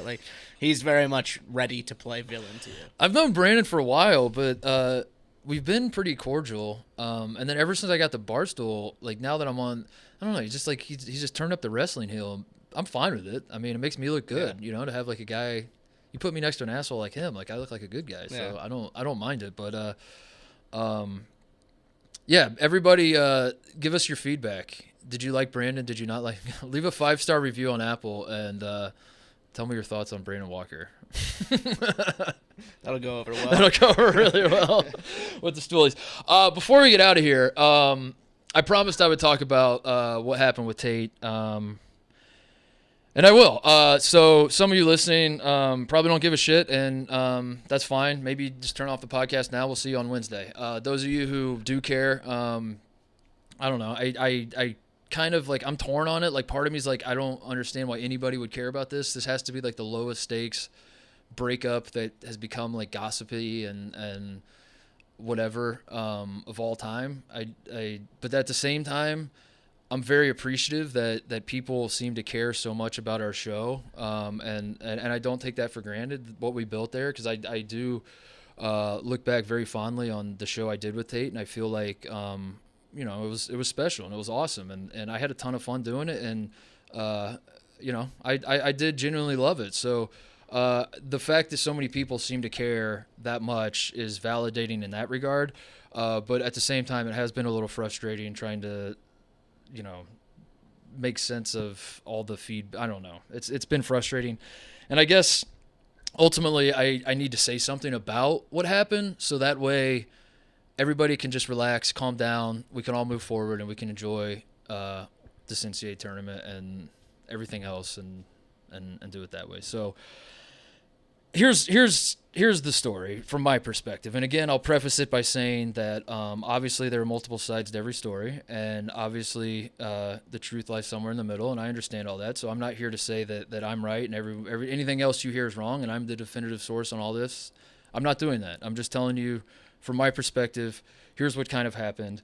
I did not leave Tate. I did not there seems to be this belief out there that on my way to Barstool HQ, I shot Tate in the back of the head and dumped his carcass into a ditch and was laughing all the way to Barstool and said, "Get this bum out of my life. I don't want to work with him anymore."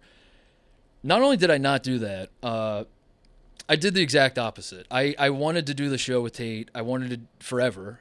When Tate and I were doing the show, I thought we were going to do this forever. I thought this is, we had a good thing going, and I thought, why break up a good thing? So I came to Barstool fully believing that Tate was going to come too. And that I want to say because I do feel genuinely bad about misleading our audience. So when we left Fox, I said it on the podcast. I think one of the final podcasts we did, I was saying it on Twitter, that the show's not going anywhere, that nothing's going to change, that if you love Titus and Tate, great news, you're going to continue to love us because we're not going to change the show. We're going to go wherever our next landing spot is. We're going to do the exact same show at the next spot, and away we'll go. That was the plan. That was how I understood it. And again, I'm not saying that I was right. I'm not saying, anyone else was. That was I said those things because that is what I believed in that moment. And now looking back, I obviously jumped the gun. I obviously didn't fully understand the situation. I do feel very bad about that. I feel bad for putting Tate in that situation where I was, speaking on his behalf in a way that I shouldn't have. I feel bad for misleading the audience, obviously, because, there were a lot of people that were concerned the show was going to end, and I, kind of did an okey doke and said, no, it's not going to end, don't worry, and then sure enough, it did end. So I do feel terrible about that. The reason I felt that way was because basically the timeline was our contracts were up at Fox at the end of the year. I get it. It was stupid to have in the middle of a college basketball season. Why would our contracts end? Why would it be structured that way?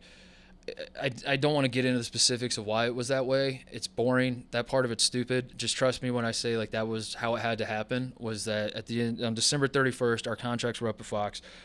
We did like an add-on with Fox where it was just sort of like a we'll continue to do the show and they'll continue to pay us as we're like sort of negotiating, because Fox did want us back, and Fox came to us at the end of our contracts and said, we want you back. Here's more money than we were paying you.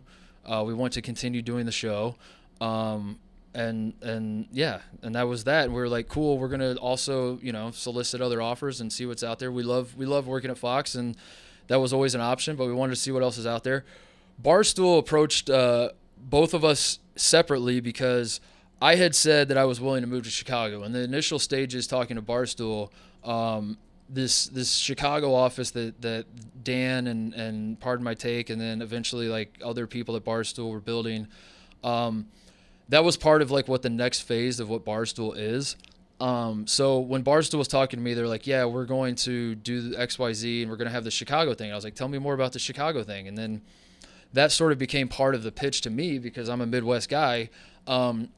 So when they approached Tate and I, that was part of it, was like, are you willing to move to Chicago? I said, yes, absolutely. I will move to Chicago. I would love to live closer to my family. I wasn't necessarily dying to get out of LA, but Chicago is one of the few cities that I absolutely love. And I was like, yeah, this makes a ton of sense. I will move to Chicago. I will do a million different things at Barstool. I want to, keep doing my show, but I also want to get involved with some other stuff. And this all checks out. Tate said he didn't want to move to Chicago, and that was fine. That was fine by all parties. We were all like, that's cool with us. We'll figure out a way to keep doing the show. But because of that, naturally at that point, instead of us being a package deal with like how we were negotiating and how we were talking to Barstool, it became split, and it became like an individual deal at this point, because my function in the Barstool universe was now going to be completely separate than what Tate's function in the Barstool universe was going to be. And that is important to point out because that kind of explains the timeline of everything. Was that at that point when we had got the offer from Fox, I told Fox, this is awesome. I thank you. Like, this is very generous of you, whatever. We're going to just do our due diligence to see what else is out there. At that point, Barstool approaches. I start talking to Barstool. Everything makes so much sense. Obviously, it was an offer I liked, which is why I'm here. And I talked to Tate, and Tate said, "Yeah, I like Barstool." Like when I knew that there was a situation where maybe Tate wouldn't want to come work at Barstool, and obviously there's like a certain stigma for whatever reason with people of Barstool. So like as we were going into this process, I asked him a million times. Barstool asked him a million times, would you be willing to work at Barstool? And the answer we got a million times was yes, I am willing to work at Barstool. I'm not like dying to work at Barstool. My understanding of it was like he saw Barstool as just kind of like any other media company. I saw it as like, I was obviously like plugged in more because I was doing the dozen and going on Pardon My Take, and I have so many friends here and all that sort of thing. But yeah, Tate was like, yeah, I'm willing to work with Barstool. So at this point, I say to myself, all right, well, we're going to go to Bar. Like, I think this is what's going to end up happening, because I told Barstool I like the offer. I want to move to Chicago. We're going to do it. And then I said, the only thing is I want to do the show with Tate. So promise me you guys want Tate, right? And they're like, absolutely we want Tate. Why would we not want Tate? You guys have the #1 college basketball show. We're going to plug you into our audience. It's going to blow up. We know exactly what to do with you. Everyone's going to win. This is going to be awesome. Of course, we're going to make Tate a great offer. I asked Tate, are you willing to go to Barstool? And he's like, yes, of course I would go to Barstool. Why wouldn't I go to Barstool? I kept going back and forth, like asking those two questions. I kept getting the same answer. At that point, I was like, all right, well, this is happening. When we left Fox, I was like, we're going to go to Barstool. I hadn't signed my contract yet because I kept waiting to get the okay from Tate that he was making the move too. I didn't want to jump without him. And then basically, like, I don't know what happened, and I don't know what happened. That's the only way I can put it. It's like I'm not here to like blame Tate. I'm not here to blame Barstool that they gave him a shitty offer. I have no idea what happened. I ultimately got to a point where I was like, okay, I'm definitely doing this deal. Like I talked to like the people in my life, my friends, my family, everything else. Like, I think I'm moving to Chicago. I think it's happening. I started getting that like positive feedback of everyone being super excited for me. And I was like, all right, I think I'm going to do this. I think I'm going to go to Barstool. And I kept like working on trying to convince Tate that this is, I kept like asking Tate, like, are you coming? Are you coming? He's like, like we're still negotiating. We're still trying to work it out. We're still, and then, I forget what day it was. And then I just got the email from Tate that like, he's not coming. And, I don't know, it hit me like a ton of bricks. And I just wanted to vocalize that because, I don't know, I don't blame Tate. I want to say that again. I don't know what happened with the negotiation. In my mind, it was like both of these parties have told me that they're going to make it work. I stepped out of it. That's why I kept telling everybody they're going to make it work. We're going to continue to do the show. I don't know what happened. At this point, I don't think it matters what happened. But that was from my perspective what kind of happened. And I was heartbroken when I got the news that the show was over. I was devastated. Whatever word you want to use, those were the emotions that I was feeling, that I was not going to do the show with Tate anymore. And I was not only not going to do it, but we were going to stop the show in the middle of the season at a time we were leading into March Madness. So that's basically the story from my perspective. Was I don't know. I just don't know what happened. That's the only way I can put it.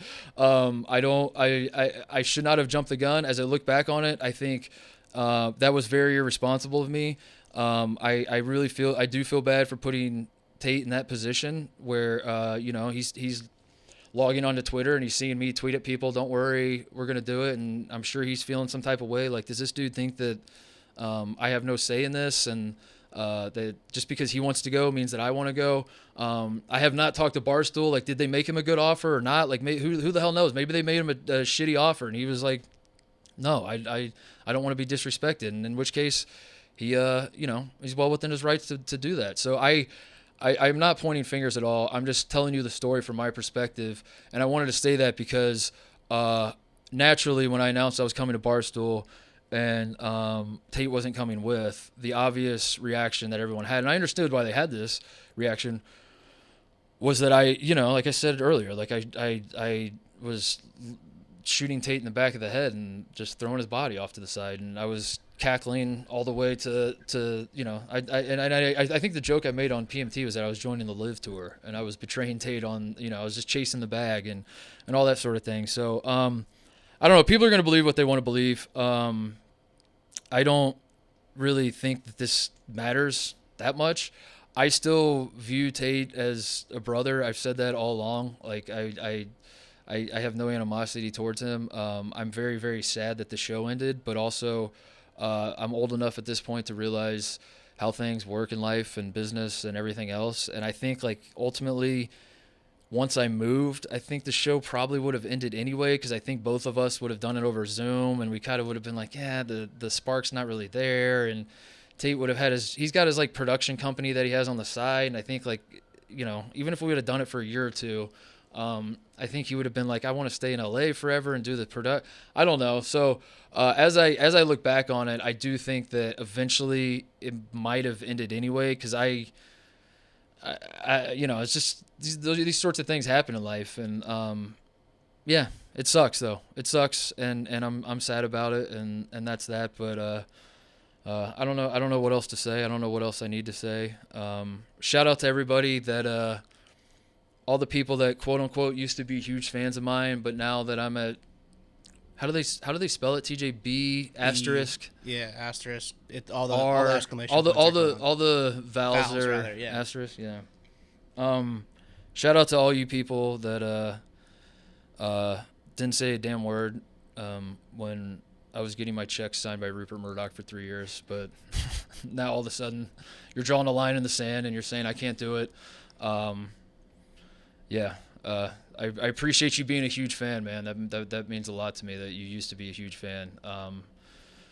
You were never a huge fan, and I know that, so that's okay. But somehow you're still listening to this because you're a gossipy little bitch and you want to be able to hear what I have to say, so then you can go talk to your friends about, did you hear what Titus said? Okay, now we got to hear what Titus is taking a read. Have a good life, all of you that are now jumping off of the Let's go. the bandwagon.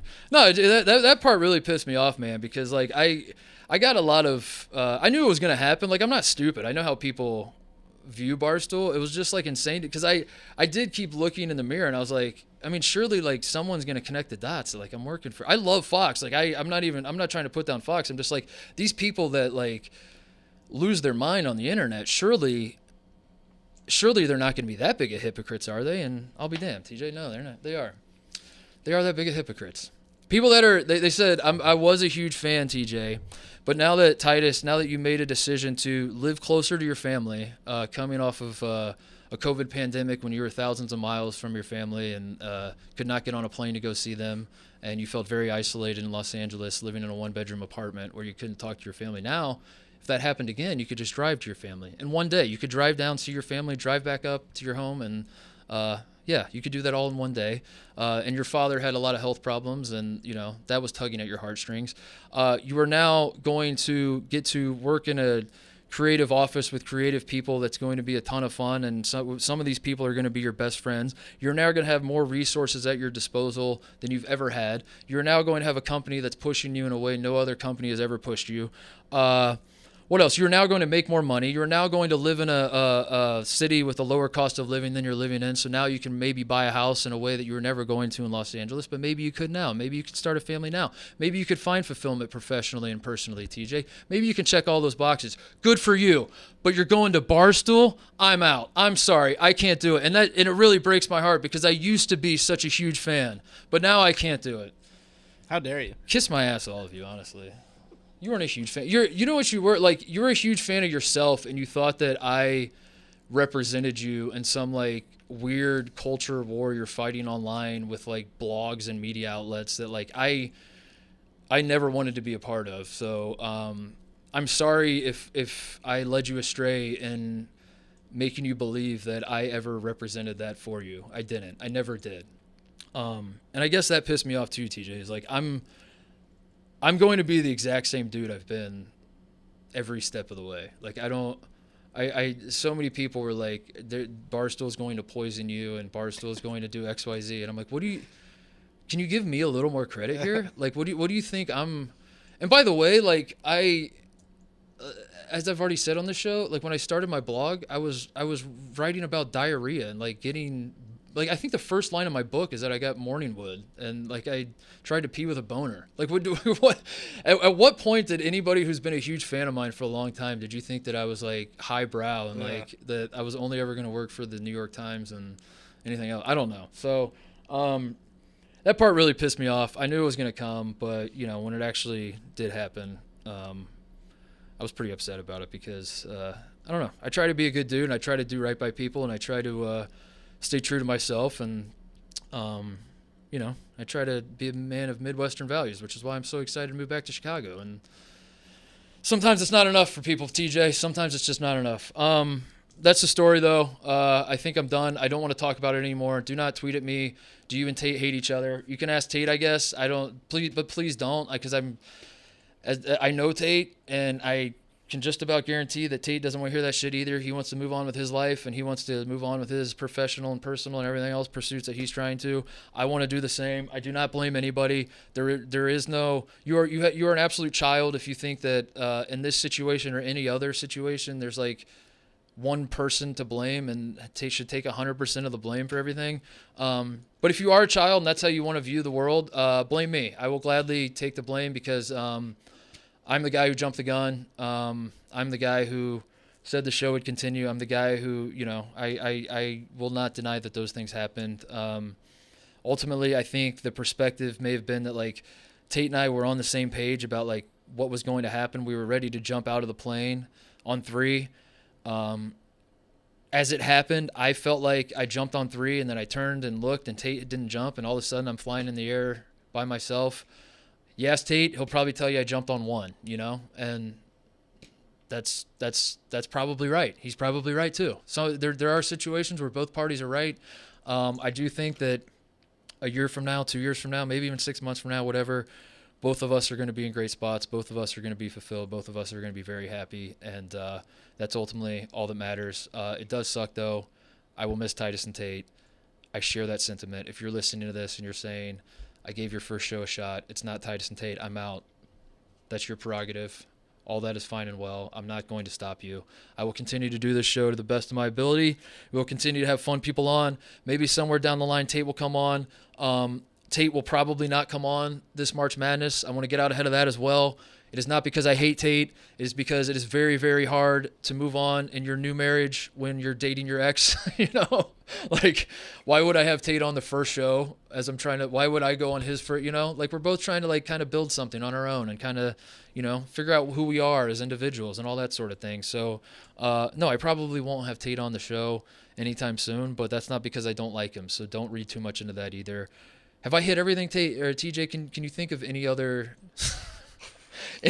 question that I know this has been this is why we should have, like, when we did episode 0, we should have like kicked the PMT guys out and just done episode 1 right then, because like I've been going crazy like trying to to digest like I think that was what everyone's tweeting at me and speculating and again, as I said, it is a double-edged sword because I do appreciate that people care that much. Like, it is cool to leave a legacy with the show that like mattered so much to people, and they're devastated by losing it. But man, it freaking sucks to just be sitting there as people are talking shit about you and they think that you're just a horrendous person to stab your friend in the back over and over. I think it's healthy to get that all off your chest now too. Like, if anybody has questions, refer to episode 1. Yeah. I'm just gonna tweet the link to episode 1.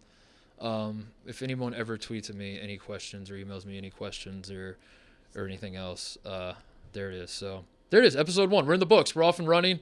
We will be doing. I should have said this, by the way. I don't think I ever said this. We are going to do.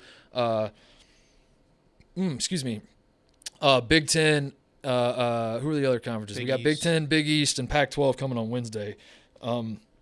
We did not neglect those. We just this show's already long enough. I don't think we need to. Episode 1, a 5-hour show, would have been something else. So we're gonna do those 3 on Wednesday's show, and that's that. Anything else, TJ? Thanks for all the support on episode 0. It's almost at 100,000 views on YouTube. That's crazy, dude. Almost 25K subscribers. That's crazy. It really, I really am very appreciative of everyone who has been supportive, man. It is. I knew what would, as I keep saying, like I knew what would happen when I made the announcement, both good and bad. I knew the backlash. I knew the support, all that sort of thing.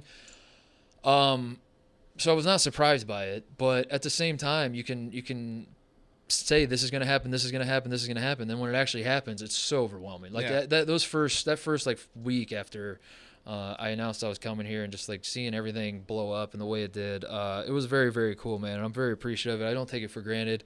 And so, yeah, thank you to all the Stoolies. And even if you don't want to consider yourself a Stoolie, even if you're one of those people that hates Barstool but only likes Pardon My Take and the Yak and the Dozen and macrodosing and Son of a Boy Dad and whatever the hell shows Brandon Walker's working on. Even if you're one of those people and you're like, please don't call me a Stoolie, I still appreciate you. So, yeah, it's been very overwhelming. I'm going to take a deep breath now. I'm going to unclench my butthole. We have episode 1 in the books. We are done. And now, hopefully moving forward, we can all relax. We can all just do a fun show. And we can see where this thing goes. So, Big Ten, Big East, Pac-12 coming on Wednesday. We'll have a show on Friday as well. Like I said, 3 shows a week, Monday, Wednesday, Friday, throughout the NCAA tournament. Let's get into it. Let's have some fun. Anything else, TJ, you want to say? Like, you want to make a Rutgers prediction? Everyone listening, the game's already happened. Rutgers wins. Is it at home? Is it the Rack? Yeah. 65-61. I think Rutgers wins. I think Rutgers has to win. So. I think Rutgers has to win.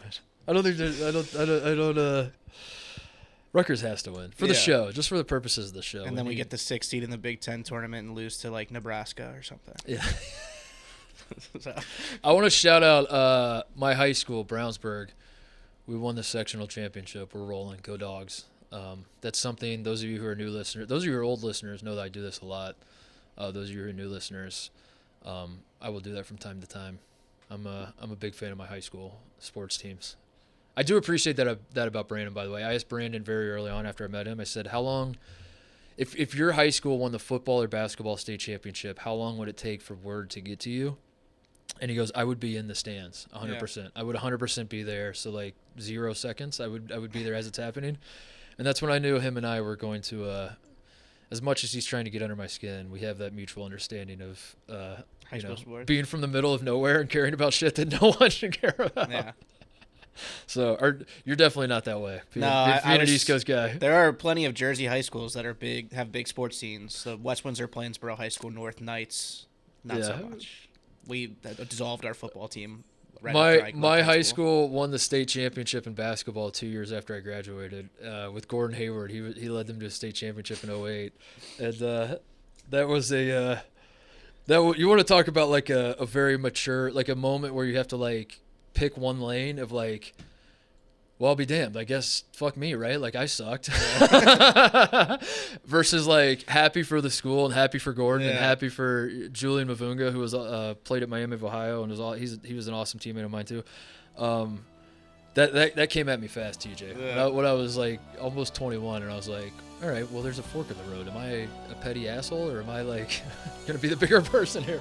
And I was the bigger person. I was very happy for them. So the Dogs won in 2008, and it's been 15 years. So I don't think we're gonna win it this year, but we won the sectional. So there you go. Shout out Brownsburg. Shout out all everybody. Go like, subscribe. See you guys on Wednesday.